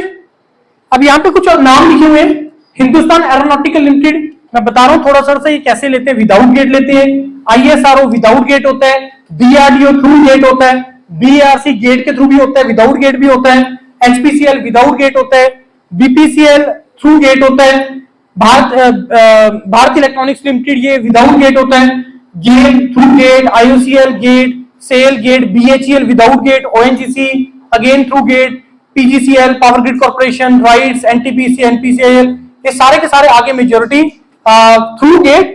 अब लास्ट में आ गया airport authority of India. Railway और एयरपोर्ट का जॉब बहुत अच्छा माना जाता है। रेलवे का जॉब, अगर आपके किसी के पेरेंट्स हैं रेलवेज में, तो फैसिलिटीज बहुत अच्छी है, तो रेलवे और एयरपोर्ट में बहुत अच्छे तरीके से होती है जॉब। रेलवे में आपके पास जूनियर इंजीनियर का, सीनियर सेक्शन इंजीनियर का ऑप्शन होता है, एंट्री लेवल बीटेक के लिए। और आपका एयरपोर्ट अथॉरिटी के अंदर आपके दो तरह के होते हैं, एक होता है जूनियर एग्जीक्यूटिव का जो थ्रू गेट एग्जामिनेशन होता है, एक होता है एयर ट्रैफिक कंट्रोलर। एयरपोर्ट पे आप लोगों ने देखा होगा लंबा सा टावर होता है ना, एक होता है ना टावर, वो वहां पे एटीसी बैठे होते हैं, air traffic controller. Air traffic word सुने? एयर ट्रैफिक, जैसे रोड पे ट्रैफिक होती है, एयर में भी ट्रैफिक होती है, तो उसको कंट्रोल करने के लिए कब किसको क्या रूट देना है, कब उसको लैंड करवाना है, कब टेक ऑफ करवाना है, वो एटीसी का काम होता है सारा। 1.5-2 लाख रुपए इन हैंड स्टार्टिंग सैलरी है, और ये विदाउट गेट होता है, और इसमें इंजीनियरिंग तो आती ही नहीं है, math, physics, quant, reasoning, English, general studies, that's it, ये सिलेबस है। राइट, आगे बात समझ में? ऐसे बहुत सारे एग्जाम है, मल्टीपल एग्जाम्स, लेकिन हमें पता होना बहुत ज्यादा जरूरी है। अच्छी बात यह कि आप फर्स्ट ईयर में आपको अगर इतना पता लग गया चीजों के बारे में, तो तुम लोग मार नहीं खाओगे, क्योंकि तुम्हें अवेयरनेस होगा सारा। मतलब मैं बिलीव भी फ्रेंड्स, अगर 4 साल के बाद अगर आप मतलब जो भी यहाँ पे बैठे हैं स्पेशली फर्स्ट ईयर, अगर कुछ अच्छा करके नहीं निकले, वो तुम्हारी मिस्टेक होगी, क्योंकि ये चीजें का कोई नहीं बताता, ना किसी को पता होता है चीजों के बारे में। हायर स्टडीज में टेक्निकल की मैं बात करें तो 3 प्रोग्राम होते हैं। एक एमटेक प्रोग्राम होगा, आपने सुना होगा एमटेक के बारे में कि बीटेक के बाद एमटेक होती है। फिर एक एमएस प्रोग्राम होता है, 3 साल का प्रोग्राम होता है। फिर एक डायरेक्ट पीएचडी प्रोग्राम होता है जो 5 साल का प्रोग्राम होता है। एमटेक एमएस में जो स्कॉलरशिप होती है वो 12,400 रुपए पर मंथ का स्कॉलरशिप होता है, और पीएचडी में जो स्कॉलरशिप होती है वो 38,000 रुपीज पर मंथ का स्कॉलरशिप होता है। अब मैं आपसे क्वेश्चन पूछ रहा हूं, आपको स्कॉलरशिप क्यों मिलती है? मास्टर्स लेवल पे, पीएचडी लेवल पे? किसी ने मेरी प्रेजेंटेशन ध्यान से सुना, इसका रिलेट कर लेगा आंसर, रिलेट करना है, मैंने बोला हुआ है इससे पहले, डायरेक्टली नहीं बोला, इनडायरेक्टली बोला था मैंने आपको। ये स्कॉलरशिप क्यों दे रही है? मास्टर्स या पीएचडी लेवल पे स्कॉलरशिप क्यों दे रही है? और पीएचडी तो वर्ल्ड वाइड होती फुल्ली फंडेड है, पीएचडी तो बिना फंडिंग के होती ही नहीं है। कुछ सोच के बताओ, मेरी तरफ से उसको गेट का कोचिंग फ्री, जो रिलेट कर देगा।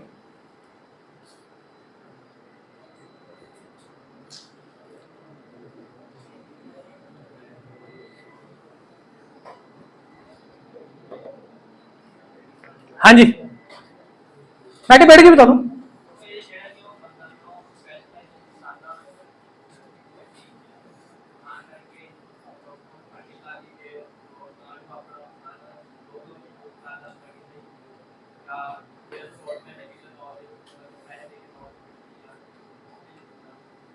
नेड़े पहुंच गए पर पहुंचे नहीं, एग्जैक्ट नेड़े पहुंच गए थोड़ा जा। थोड़ा होर सोचो मैं इसके बारे क्या बोलिया सीगा, होर सोचो थोड़ा जा कि जब तुम स्पेशलाइजेशन कर रहे हो तो क्या हो रहा है। जब आप किसी मास्टर, हाँ क्या हो रही है? नहीं नहीं, वो तो आपकी इंडिविजुअल हो रही है ना, पैसा आपको क्यों दे रही है गवर्नमेंट?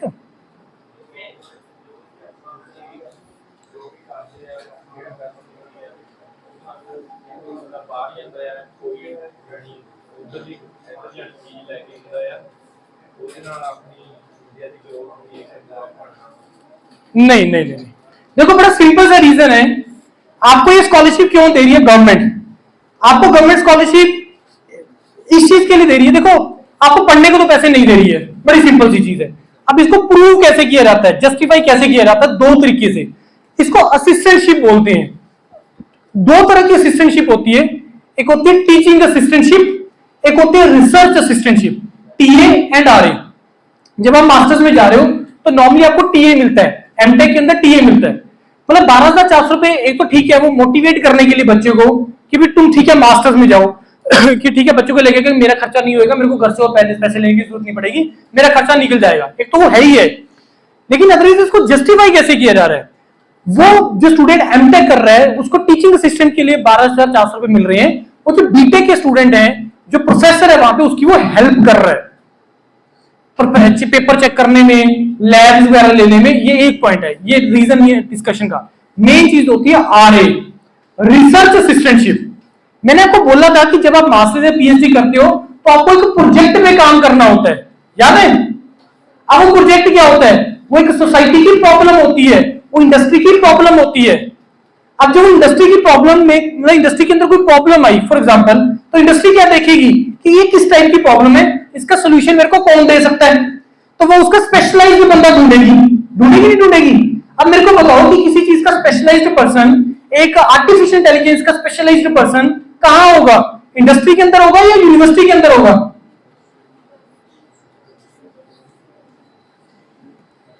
यूनिवर्सिटी के अंदर होगा। इंडस्ट्री में तो आपको एक जो काम करना है वही कर रहे हो। यूनिवर्सिटी के अंदर, आईआईटीज के अंदर, एनआईटीज, ट्रिपल आईटीज के अंदर जो प्रोफेसर एआई का स्पेशलाइज्ड है वो खुद काम कर रहा है? नहीं, वो करवा रहा है बच्चों से जो वहां पे मास्टर्स या पीएचडी के लिए आए हुए हैं। और वो जो इंडस्ट्री की एआई की कुछ टूल बनाना था फॉर एग्जांपल, तो उसने प्रोफेसर को पकड़ा कि ये भाई ये मेरी प्रॉब्लम है, मेरे को इसका टूल जनरेट करके दे, सॉफ्टवेयर बना के दे, मैं तेरे को 10 करोड़ रुपए दूंगा और तेरे पास 2 साल का टाइम है। समझ गए? अब वो ये ढूंढेगा कि कौन से बच्चे ऐसे जो एआई में मास्टर्स करना चाहते हैं या एआई में पीएचडी करना चाहते हैं। वो उसका स्क्रीनिंग करेगा, गेट का एग्जाम देंगे, और उसके बाद फिर उसका इंटरव्यू होगा, और उसको निकाल लेके उस प्रोजेक्ट पे डालेंगे।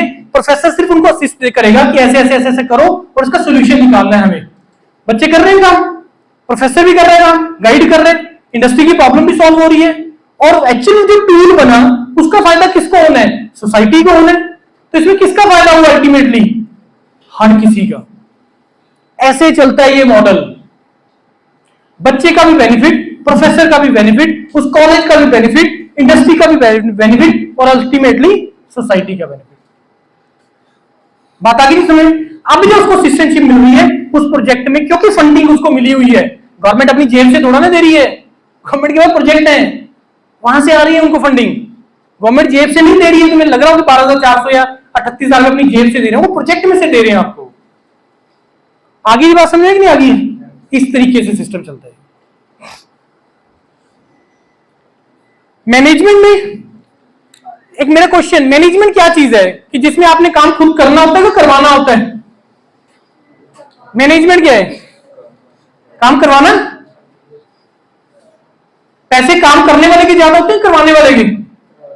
करवाने वाले के। तो ज्यादा जॉब सैलरीज, हाई सैलरी, ज्यादा सैलरी कहां पे मिलनी है आपको? मैनेजमेंट कोर्सेज में का मास्टर्स, एमटेक, पीएचडी वगैरह में? मैनेजमेंट के अंदर आपने सुना होगा आईएम्स के अंदर 2 करोड़ का पैकेट मिल गई, 1.5 करोड़ का गया इस बार आईएएस पैकेज, 1 करोड़ का गया। सुना है इसके बारे में कि नहीं? अलग ही जिंदगी में हो यार, निकल जाओ पंजाब से बाहर, सीरियसली बोल रहा हूं मैं। इस उससे निकल जाओगे, यहाँ पे बिल्कुल भी कल्चर नहीं है पढ़ाई वाला। कैपेबल आप लोग बहुत हो, लेकिन गाइडेंस नहीं है। जिंदगी को सही तरीके से एंजॉय भी करो, मस्ती भी मारो यार, लेकिन थोड़ा रियल वर्ल्ड में जियो थोड़ा सा, राइट? तो मैनेजमेंट कोर्सेज, हर आईआईटी हर एनआईटी के अंदर मैनेजमेंट कोर्सेज आते हैं। इंडिया के टॉप इंस्टीट्यूट हमने बोला एमबीए के कौन से हैं? आईएम्स। आईएम से मेरे को एमबीए देनी करनी है तो कौन सा एग्जाम देना पड़ेगा? कौन सा एग्जाम होता है? अगर आईएम से मेरे को एमबीए करनी है तो कौन सा एग्जाम होता है? कैट का एग्जाम, कैट, ठीक है। लेकिन अगर मेरे को आईआईटी से एनआईटी ट्रिपल आईटी हर इसी के अंदर मैनेजमेंट कोर्सेज आर देयर, और अगेन एंट्री उसमें कैसे मिलनी है? Through the GATE exam. No doubt we can not compare IIM MBA with IIT management course, उसका कंपैरिजन नहीं करते यार, वो स्पेशलाइज्ड है उस डोमेन के। ऐसे तो तुम आईएम में भी गेट के थ्रू भी एंट्री कर सकते हो, फेलोशिप प्रोग्राम इन मैनेजमेंट लिखा हुआ है यहां पे, राइट। तो जो चीज स्पेशलाइज्ड होता है स्पेशलाइजेशन ही होती है उस चीज का। तो मैनेजमेंट कोर्सेज में भी आप आईआईटीज एनआईटीज में एंटर कर सकते हो थ्रू द गेट एग्जामिनेशन। अच्छा, फॉरेन यूनिवर्सिटीज, किसी को पता है कि कोई ऐसा यूनिवर्सिटी जिसमें थ्रू गेट एग्जामिनेशन आप जा सकते हो अब्रॉड? 4 यूनिवर्सिटीज हैं, Nanyang technical university Singapore, national university of Singapore, RWTH Germany and technical university of Munich. ये 4 यूनिवर्सिटीज हैं जहां पे आप थ्रू गेट एग्जाम मास्टर्स के लिए जा सकते हैं, राइट।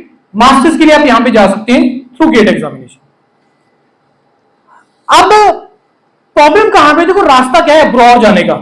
मैंने आपको पहला तो तरीका बताया है, एक चीज बताई है कि अगर मेरे को अब्रॉड जाना है तो पैसा नहीं खर्च के जाना है।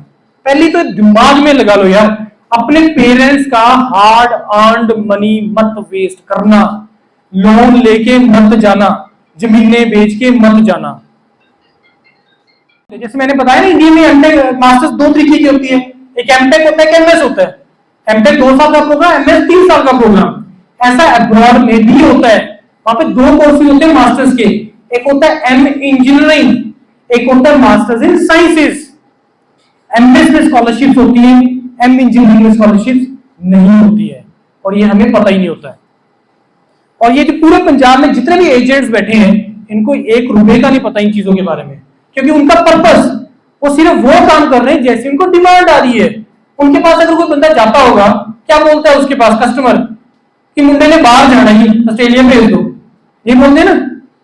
किसी ने उनको जाके ये बोला कि इसको ऑस्ट्रेलिया की टॉप यूनिवर्सिटी से मास्टर्स करनी है, बोलते हैं कि उसको कि कनाडा में उसको टॉप यूनिवर्सिटी से मास्टर करनी है, यूनिवर्सिटी ऑफ टोरंटो से मास्टर्स करनी है, बोलते हैं उनको जाके एजेंट्स को? नहीं।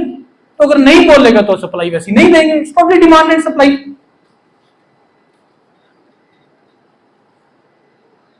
आप लोगों, जैसे मैंने बताया, PhD is a fully funded programme worldwide, क्योंकि पीएचडी एक जॉब होती है।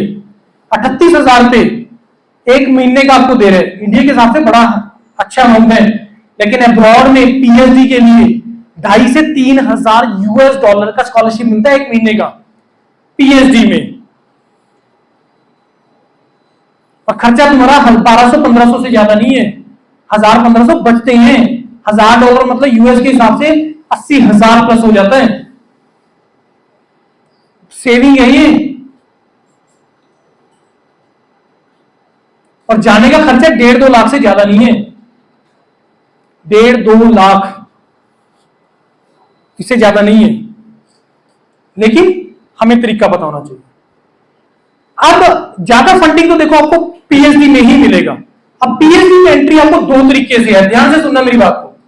एक तो पीएचडी होती है after masters, right, after masters होती है पीएचडी। एक होती है डायरेक्ट पीएचडी आफ्टर बैचलर्स, एक होती है डायरेक्ट पीएचडी आफ्टर बैचलर्स। तो अगर आप बीटेक कर लेते हो या बीसीए कर लेते हो, so you can go for abroad for direct PhD, लेकिन उसके लिए कंडीशन है सीजीपीए कम से कम 8+ रखना है, ये कंडीशन है। और बीटेक में जो प्रोजेक्ट्स होते हैं आपके, उसको अच्छा करना है, ये कंडीशन है। अगर आप लोग कोई टारगेट कर रहे हो, अब्रॉड जाना चाहते हो, बिल्कुल जाओ, पैसा कमाने के लिए जाओ, और right from the first month कमाने के लिए जाओ, और पैसा लगा के नहीं जाना है, वेस्ट करके नहीं जाना है। आ रही है बात समझ में? नहीं आ रही है? इंडिया से मास्टर्स कर लो, पीएचडी के लिए अब्रॉड चले जाओ, वो भी एक तरीका है, स्कॉलरशिप सेम है, या तुम डायरेक्ट पीएचडी के लिए अब्रॉड चले जाओ। कंडीशन इज सीजीपीए 8+, और बीटेक में बैचलर में आपके जो प्रोजेक्ट्स हैं वो अच्छे होने चाहिए। अच्छे होने से मतलब क्या है, उसमें थोड़ी सी रिसर्च ओरिएंटेशन होनी चाहिए। अभी तक हमें शायद पता होगा, मे बी अभी तो चलो फर्स्ट ईयर में आप, कि बीटेक प्रोजेक्ट का मतलब ये होता है कि कुछ बना दो, कुछ मॉडल सा बना दो, उसमें यार ये चीज नहीं। रिसर्च, रिसर्च से मतलब क्या है? फॉर एग्जाम्पल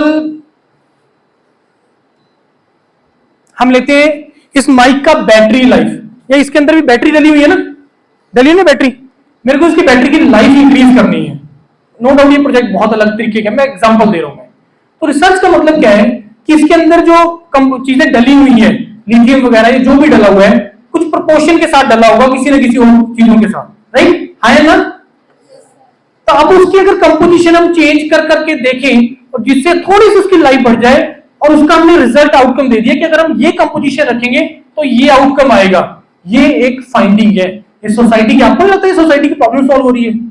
आपको लगता है कि जो बैटरी पहले फॉर एग्जांपल 2 घंटे चलती थी, आपके आउटकम से फॉर एग्जांपल 2 घंटे 5 मिनट हो गया, इसको भी एक रिसर्च माना जाता है। मैं 5 मिनट तो मैं तब भी बहुत ज्यादा बोल के, सेकंड्स में भी उसको माना जाता है अगर बढ़ जाए तो। ये होती है, अगर हमने कुछ मॉडल भी बना रहे हो उसके ऊपर कुछ एक्सपेरिमेंटेशन होना जरूरी है कि बनाओ, कोई डॉग नहीं है, लेकिन उसके ऊपर एक्सपेरिमेंटेशन करो कि अगर ऐसा कुछ हो रहा है तो ये आउटकम आ रही है, ऐसा कुछ हो रहा है तो ये आउटकम हो रही है, उसको एनालिसिस करो जो रिजल्ट आया। आ रही की बात समझ में? तो छोटी सी चीज है जो मैं आपको बता रहा हूं मैं। तो ये चीज का ध्यान रखना जब आप बीटेक के प्रोजेक्ट्स वगैरह अपने करेंगे, राइट? आधी बात समझ में नहीं आ रही है? ओके। तो अब्रॉड जाना है, सही रास्ता अपनाना है, पैसा खर्च करके नहीं जाना है, अपने पेरेंट्स का हार्ड अर्न मनी वेस्ट करके मत जाना। हाँ, अगर एक्स्ट्रा पड़ा है बिल्कुल जाओ, लेकिन घूमने के लिए जाओ उसके लिए भी, राइट? अब 2 गेट एग्जाम का मैंने बताया था कि तुम्हारे पास होते हैं, चलो उसको बाद की बातें। थर्ड ईयर में बेनिफिट लिखने के गेट, इसके बारे में डिस्कस करते हैं। देखो आप लोग थर्ड ईयर में गेट का एग्जाम दे पाएंगे, राइट? बेनिफिट ये होगा कि जब थर्ड ईयर में एग्जाम देंगे 6 सेमेस्टर में, तो उसको आप इमीडिएटली यूज नहीं कर पाओगे कहीं पे भी। ध्यान से सुनना जो मैं बोल रहा हूं, क्योंकि आपने पास आउट होने 1 साल के बाद, आपने पास आउट होने 1 साल के बाद, सर पहली बार देखे हमने, तो आपने पास आउट होने 1 साल के बाद, राइट? तो 1 साल के बाद थर्ड 6 सेमेस्टर में दिया, फिर 8 सेमेस्टर में, तो 1 साल तक आप उस गेट स्कोर को यूज नहीं कर पाओगे। लेकिन क्योंकि गेट का स्कोर 3 साल के लिए वैलिड होता है, तो उसके बाद आप उसको यूज कर सकते हो।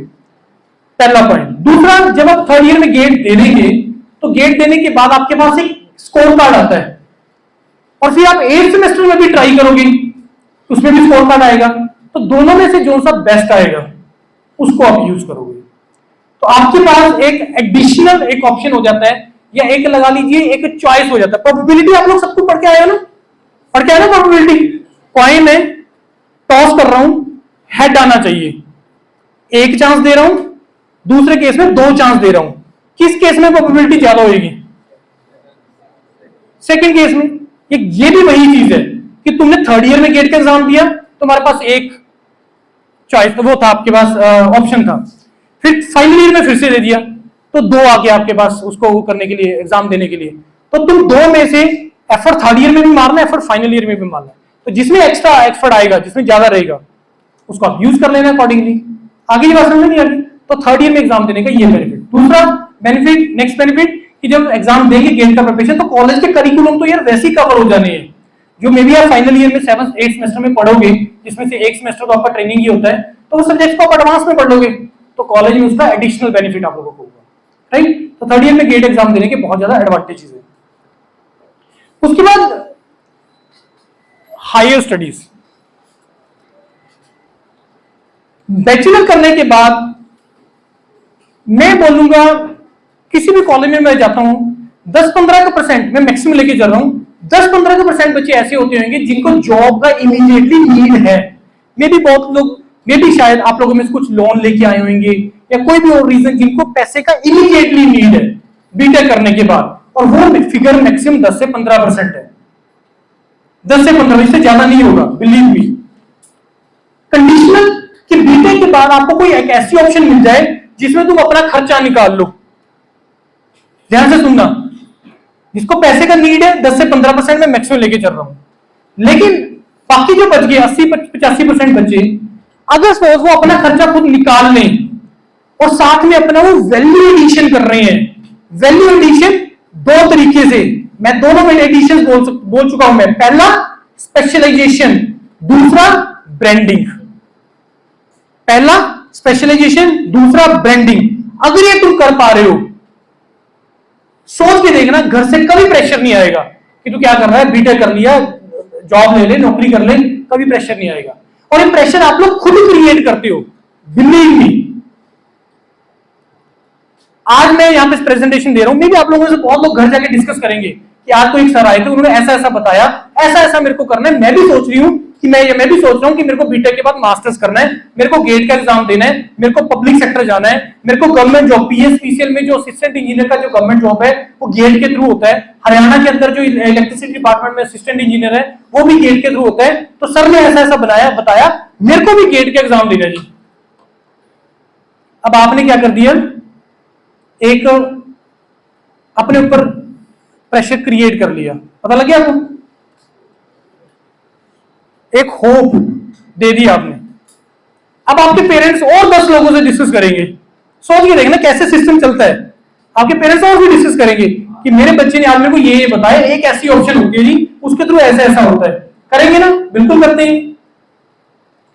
अब मान लो सपोज आपका गेट का एग्जाम अच्छा नहीं हुआ एट द एंड, अब इसको रिवर्स ले लो, तो अब आप दिमाग में रहेगा कि मैंने पहले तो एग्जाम वाले दिन कि मैंने पापा को बोला था कि भाई मैं गेट के एग्जाम में अच्छा करके मेरे को आईआईटी जाना है, मेरे को पब्लिक सेक्टर जाना है, वो प्रेशर रहेगा आपके दिमाग में, ठीक है। और मान लो एक वर्स्ट केस कि जिसमें मान लो आपका गेट का एग्जाम अच्छा नहीं हुआ, फॉर एग्जाम्पल, आप अपने घर में बताने का बड़ा मुश्किल से बता पाओगे उसको घर में, राइट, मुश्किल से बता पाओगे। और दूसरा चीज, जब आपने बता दिया, अब सोचो आपके पेरेंट्स को भी पूछेंगे फिर कि क्या बनाई, बच्चे का पेपर था फरवरी में, रिजल्ट आ गया होगा मार्च में, समझ में आ रही है। तो ये ऐसे चलती है, तो प्रेशर आप खुद क्रिएट करते हो। और ये जो मेजॉरिटी प्रेशर होता है वो सोसाइटी से आता है, उल्टा आता है, क्योंकि वहां तक पहुंचा कैसे चीजें पहुंची, क्योंकि आपने ही तो स्टार्ट किया प्रोसेस। तो जो भी आप चीजों को करना चाहते हो अपने तक लिमिटेड रखो, और ऐसे बंदों से डिस्कस करो कि जो उस चीज का समझ रखते हैं, जो उस चीज का समझ रखते हैं, उसी से डिस्कस करना है। बात आ रही थी अगले समय में, मे भी आप लोगों ने, बहुत सारे बच्चों ने एफर्ट मारा होगा +2 के बाद आईआईटीज एनआईटीज के लिए, एफर्ट मारा होगा, मेरे को लग रहा है कोचिंग्स भी लिए होंगे, सब कुछ किया होगा, लेकिन आउटकम नहीं आया, एक प्रेशर होगा दिमाग में। तो अभी बहुत अच्छा मौका है आपके पास वो सारी चीजें करने का, क्योंकि +2 लेवल पे जो कंपटीशन है ना बहुत ह्यूज है, क्योंकि +2 में सारे नॉन मेडिकल पेपर दे रहे हैं ना, पेपर नॉन मेडिकल वाले सारे पेपर दे रहे हैं आईटी जेई का। बैचलर लेवल पे तुम्हारा कंपटीशन किस में है, गेट एग्जाम के अंदर, तुम्हारी अपनी ओनली ब्रांच के साथ, जिसमें ओनली 60-70 हजार बच्चा अपीयर हो रहा है, और आईटी जेई के अंदर 8-10 लाख बच्चा अपीयर हो रहा है। तो कंपटीशन बहुत कम है, बहुत कम कंपटीशन है। आगे की बात समझ आ गई नहीं आगे?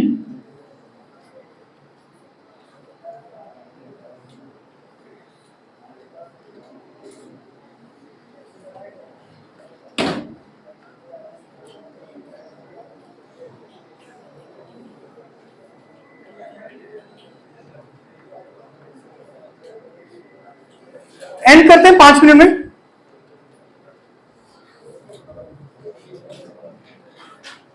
देखो ध्यान से सुनना है, इसका करना कैसे है।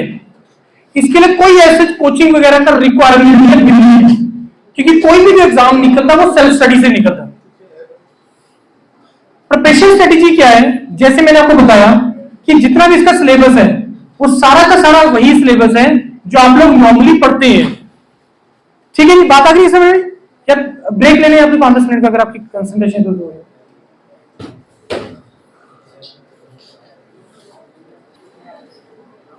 भूख लगी? भूख लगी है? लग रही है? ये स्पिरिट चाहिए। 2 मिनट की बात है, बस वाइंड अप कर रहा हूं। बैठ जाओ आराम से, यहां रखिए, आराम से बैठो। प्रिपरेशन स्ट्रेटेजी तो बहुत सिंपल है, तुम्हें फर्स्ट ईयर से ही तुम अपना प्रिपरेशन स्टार्ट कर सकते हो। मैथमेटिक्स मैंने आपको बताया, मैथमेटिक्स 15 नंबर का आना है आपका। फर्स्ट सेमेस्टर में एक M1 होगा, सेकंड सेमेस्टर में M2 होगा। ये 2 सब्जेक्ट आने आपके गेट एग्जामिनेशन के अंदर। करना क्या है, बहुत सिंपल है। आपने क्या करना है, जो सा टॉपिक आपका कॉलेज में चल रहा है और गेट का सिलेबस डाउनलोड कर लेना। तो जो सा कुछ सब्जेक्ट आपके चल रहे हैं कॉलेज के, उसको पहले सब्जेक्ट को ढंग से पढ़ना है। पहला चीज समझ के पढ़ना है, क्रैम करके नहीं पढ़ना है। उसके बाद क्या करना है, उस सब्जेक्ट के आपने प्रीवियस ईयर क्वेश्चंस लगा लेने हैं। क्या करना है आपने, उस सब्जेक्ट के previous year questions, believe me friends 50+ number इसी से आ जाएंगे अगर आपने सब्जेक्ट को ढंग से पढ़ लिया और अगर आपने उसके प्रीवियस ईयर लगा लिए, that is more than sufficient to crack this exam. लेकिन कंडीशन ये है कि प्रीवियस ईयर क्वेश्चन को टिप्स पे होना चाहिए, लिख लिख के करना है। मैथमेटिक्स में अगर कैलकुलस स्टार्ट हो गया है, फंक्शंस करवा रहे हैं टीचर, फंक्शन को पहले ढंग से पढ़ो, फिर फंक्शन के जितने भी प्रीवियस ईयर क्वेश्चंस हैं उसको ढंग से लगा लो। This is the only funda to crack any exam of the world, कि सब्जेक्ट को ढंग से पढ़ो और उसके प्रीवियस ईयर लगा लो, दैट्स इट। और लास्ट में टेस्ट लगा लो ये चेक करने के लिए कि जब मैं एक्चुअल एग्जाम में जाऊंगा तो मैं कहां पे गलती करूंगा, कहां पे मेरी मिस्टेक हो सकती है, सो दैट मैं उसको रिपीट ना करूं। इतना से करना है। आगे की बात समझे? प्रिपरेशन स्टडी लगी मतलब जो सा सब्जेक्ट गेट के एग्जाम का सिलेबस डाउनलोड कर लेना अपनी ब्रांच के हिसाब से, कंप्यूटर, मैकेनिकल, सिविल जो से भी है, उसके प्रीवियस ईयर पेपर नेट पे पूरा पीडीएफ अवेलेबल है, तो ऑनलाइन सब कुछ पूरा पड़ा है, सब कुछ उसको निकाल लेना, उसको डाउनलोड कर लेना, सब्जेक्ट ढंग से पढ़ो और उसके प्रीवियस ईयर लगाओ, दैट्स इट। इससे ज्यादा और कोई रिक्वायरमेंट नहीं है, इससे ज्यादा और कोई रिक्वायरमेंट नहीं है। इसको स्कैन करो सारे लोग जल्दी से फटाफट।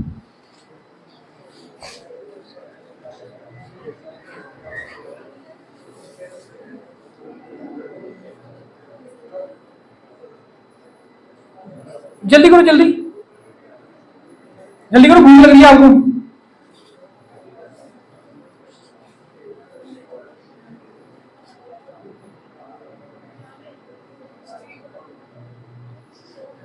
हो रहा है स्कैन? स्कैन हो रहा है?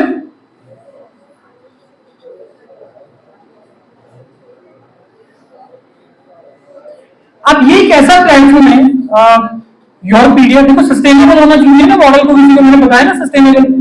अगर मैं सब कुछ आपके बारे में बता के चला जाऊंगा तो मेरा फायदा क्या होगा, है ना? थोड़ा सा कर ले फायदा अपना भी। सब्सक्राइब करना ना करना आपकी मर्जी है, उसके बारे में हम लोग कभी नहीं बोलते हैं। देखो इस प्लेटफॉर्म को ना फॉलो करना स्टार्ट करना, क्योंकि यहां पे वो सारी इंफॉर्मेशन आपको मिलेगी जो नेशनल और इंटरनेशनल लेवल पे ब्रांच वाइज आपको अपॉर्चुनिटीज आती है। और आप लोग अभी जैसे और प्लेटफॉर्म भी फॉलो करना स्टार्ट करेंगे, आपको क्लियरली डिफरेंस पता लग जाएगा कि इस प्लेटफॉर्म और बाकी प्लेटफॉर्म में कैसे डिफरेंट है, how it is different from other platforms. आगे की बात समझ में? बात आगे समझे? इसके बाद एक और लास्ट में, अच्छा कर लो, स्कैन कर लो। अभी आप लोगों से कुछ हमने डिटेल्स दी है ना आप लोगों का, इसका पर्पस है, इसका पर्पस ये नहीं कि हम आपको कॉल करेंगे, अभी नहीं करेंगे, 2 साल की बात करेंगे। इसका पर्पस ये है कि जितने भी मैंने अभी आपको चीजें बताई हैं आप लोग भूल जाओगे, सारी भूल जाओगे, भूल जाओगे नहीं बोलोगे? हाँ बोल दो, हाँ ना मत बोल देना, नहीं सर हमारे फायदे की चीजें हम नहीं भूलेंगे। इसकी 2-3 चीजें हमने करनी है। एक तो ये सारा रिकॉर्डिंग हो रहा है, इसका हमारे यूट्यूब चैनल पे आ जाएगा, योर पीडीएफ पे नहीं आएगा, इंजीनियर्स करियर पॉइंट पे आएगा ये इसका वीडियो, पहला। दूसरा, ये जितना आप लोगों ने मेरे को डिटेल्स दी है, इसको हमने एक व्हाट्सएप ग्रुप क्रिएट किया हुआ है, जहां पे पंजाब में जितने भी कॉलेजेस में हम लोग जाते हैं, जहां पे भी सेमिनार्स करते हैं, उनको मैं एक व्हाट्सएप ग्रुप में ऐड करते हैं। उसका पर्पस ये है कि जिसमें जितना भी अपडेट्स है, जो सा भी आता रहेगा आप लोगों को बाय द टाइम, वो उस ग्रुप के अंदर आपको मिलता रहेगा। ये पर्पस है उस ग्रुप का, राइट? रेस्ट सर ने स्टार्टिंग में बता दिया था कि we are based in Chandigarh, हम लोग चंडीगढ़ बेस्ड है, सेक्टर 34 में। कोई आपको क्वेरी हो किसी भी तरीके का, this contact number is mine, जो पहले वाला जो कॉन्टैक्ट नंबर है ये मेरा ही है। अगर आपको कभी कॉन्टैक्ट करना है, कोई और डिस्कशंस करना है, तो आप लोग कर सकते हैं यूट्यूब चैनल पे, वेबसाइट वगैरह पे, अगर कहीं पे भी कोई कॉन्टैक्ट नंबर है वो मेरा ही है, तो आप लोग मेरे को कॉन्टैक्ट कर सकते हैं, right? Now in the end, before we wind up, कोई क्वेरी आप लोगों का?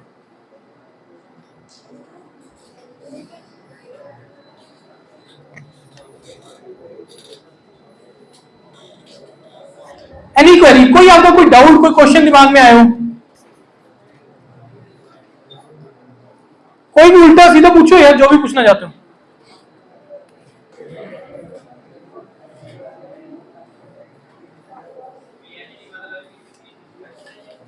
हाँ देखो, बीटेक की आपने सिविल में, मास्टर्स हो जाती है आपकी एक डोमेन का स्पेशलाइजेशन, राइट? जैसे फॉर एग्जांपल मैं आपको एग्जांपल स्ट्रेंथ ऑफ मटेरियल से देता हूं, क्योंकि I am from mechanical background. तो स्ट्रेंथ ऑफ मटेरियल जैसे आप लोग पढ़ेंगे, तो इसमें एक स्पेशलाइजेशन आती है, वो डिजाइन में आती है, राइट? डिजाइन में आपने मास्टर्स किया, फॉर एग्जांपल आप लोग डिजाइन में नहीं होता सिविल में, सिविल में आपके पास जो स्पेशलाइजेशन होती हैं वो जियोटेक में आप पढ़ेंगे, सॉइल मैकेनिक्स पढ़ेंगे, स्ट्रक्चर में, वाटर रिसोर्सेज में, ट्रांसपोर्टेशन में, ऐसी और ये कोर स्पेशलाइजेशन है। ऐसे इंटरडिसिप्लिनरी स्पेशलाइजेशन भी होती हैं जिसमें किसी भी ब्रांच का बच्चा जा सकता है, जैसे आर्टिफिशियल इंटेलिजेंस, डाटा साइंस हो गया, मशीन लर्निंग हो गया, सस्टेनेबल डेवलपमेंट हो गया, एनर्जी हो गया, मटेरियल साइंस हो गया, ई व्हीकल्स हो गया, एंटरप्रेन्योरशिप हो गया। ऐसी बहुत सारी डोमेन्स होती है जो इंटरडिसिप्लिनरी होती है। तो जब आप मास्टर्स करते हो एक डोमेन, एक पर्टिकुलर डोमेन में करते हो, फॉर एग्जांपल स्ट्रक्चर में, तो उसमें आप स्ट्रक्चर को पढ़ते हो इन डेप्थ। फिर उसमें जब आप मास्टर्स कर रहे हो उसमें 6 महीने के लिए, 1 साल के लिए प्रोजेक्ट पे काम करते हो, तो वो स्ट्रक्चर के अंदर एक छोटा सा कंपोनेंट होता है जिसके ऊपर आप फाइंडिंग्स करते हो, राइट, जिसके ऊपर आप एक टॉपिक के ऊपर कोई एक्सपेरिमेंटेशन करते हो और उससे आपको कुछ रिजल्ट आता है, राइट। तो उसका रिजल्ट के बाद आप लोग उसका एनालिसिस करके कुछ आउटकम देते हो, जो मैंने आपको पहले बताया था। पीएचडी में क्या होता है कि ये जो आपने 1 साल का काम किया ना, ये तो एक ऐसा प्रोजेक्ट था जो मे भी 1 साल में खत्म हो गया। कोई ऐसा प्रोजेक्ट पकड़ते हो जिसको टाइम लगता है, टीम चाहिए होती है 3-4 लोगों की, वो प्रोफेसर के पास होते हैं प्रोजेक्ट, और उसमें आपको एक टॉपिक के ऊपर, पर्टिकुलर टॉपिक के ऊपर काम करना होता है। अगर आप डालोगे ना, गूगल करोगे कि PhD on what topics I can do PhD being a civil engineer, तो आपको लिखा आ जाएगा कि एक पर्टिकुलर डोमेन का स्पेशलाइजेशन होनी है आपकी, ये चीज होती है। तो उसमें ऐसे कोई सॉइल या जियोटेक या ट्रांसपोर्टेशन ये चीज नहीं होती है, वो एक टॉपिक के ऊपर आपका स्पेशलाइजेशन होता है। ये एनी अदर क्वेरी? जैसे हम बोल रहे हैं कि बीटेक के बाद एमटेक के बाद पीएचडी या डायरेक्ट पीएचडी, तो डिफरेंस क्या एमटेक के बाद पीएचडी या डायरेक्ट पीएचडी? हाँ, ये भी एक अच्छा क्वेश्चन है। देखो इन्होंने पूछा कि बीटेक के बाद एमटेक करना और फिर पीएचडी करना, फिर उसके बाद बीटेक के बाद, या फिर दूसरा ऑप्शन है बीटेक के बाद डायरेक्ट पीएचडी करना। देखो जैसे मैंने आपको बताया कि PhD is more towards research as compare to the masters. Masters जो 2 साल का प्रोग्राम है उसमें 1 साल तुम्हें कोर्स वर्क करना होता है, मतलब सब्जेक्ट्स पढ़ने होते हैं, और 1 साल का रिसर्च होता है। लेकिन पीएचडी के अंदर आपको 5 में से 1 साल का कोर्स वर्क और 4 साल का रिसर्च होता है। तो पीएचडी के अंदर जो रिसर्च वर्क है वो ज्यादा होता है, पहला। दूसरा, कंट्री को जैसे मैंने आपको बताया जो नीड है वो ज्यादा रिसर्च में टॉपिक के प्रॉब्लम्स के ऊपर है, उसका सोल्यूशन फाइंड करने हैं। बहुत सारे स्टूडेंट्स ऐसे होते हैं जिन्होंने सोचा होता है कि मेरे को सर पीएचडी करनी है, अल्टीमेटली मास्टर्स या पीएचडी करनी है, तो ये एक ऑप्शन उन्होंने नया थ्रो किया है कि अगर किसी ने सोचा ही है मेरे को पीएचडी करनी है, तो why not after bachelor directly, why after doing the masters and why doing after this. तो ये इतना डिफरेंस है, अदरवाइज और क्वेश्चन है। टाइम ड्यूरेशन, डिप्लोमा किया 3 साल का, फिर बीटेक कितने साल की होती है? 3 साल की, टोटल ड्यूरेशन 6 साल। +1+2 किया, बीटेक होगी 4 साल की, टोटल ड्यूरेशन 6 साल। एमटेक किया 2 साल का, एमटेक के बाद पीएचडी 3 साल, बीटेक के बाद अगर डायरेक्टली पीएचडी कर रहे हो तो 5 साल। तो ड्यूरेशन उतना ही रहना है, ड्यूरेशन उतना ही रहना है। तो कुछ नहीं है, बस आपको ये उन बच्चों के लिए होता है जिनका रिसर्च में इंटरेस्ट होता है और वो मास्टर्स वगैरह में नहीं करना चाहते, उसमें नहीं इंटरेस्ट है, डायरेक्टली पीएचडी करना चाहते हैं, और वो ऑप्शन अवेलेबल है। ऐसी एक चीज के बारे में बोलना भूल गया इसमें, एक पीएचडी होती है PMRF, prime minister research fellowship होती है।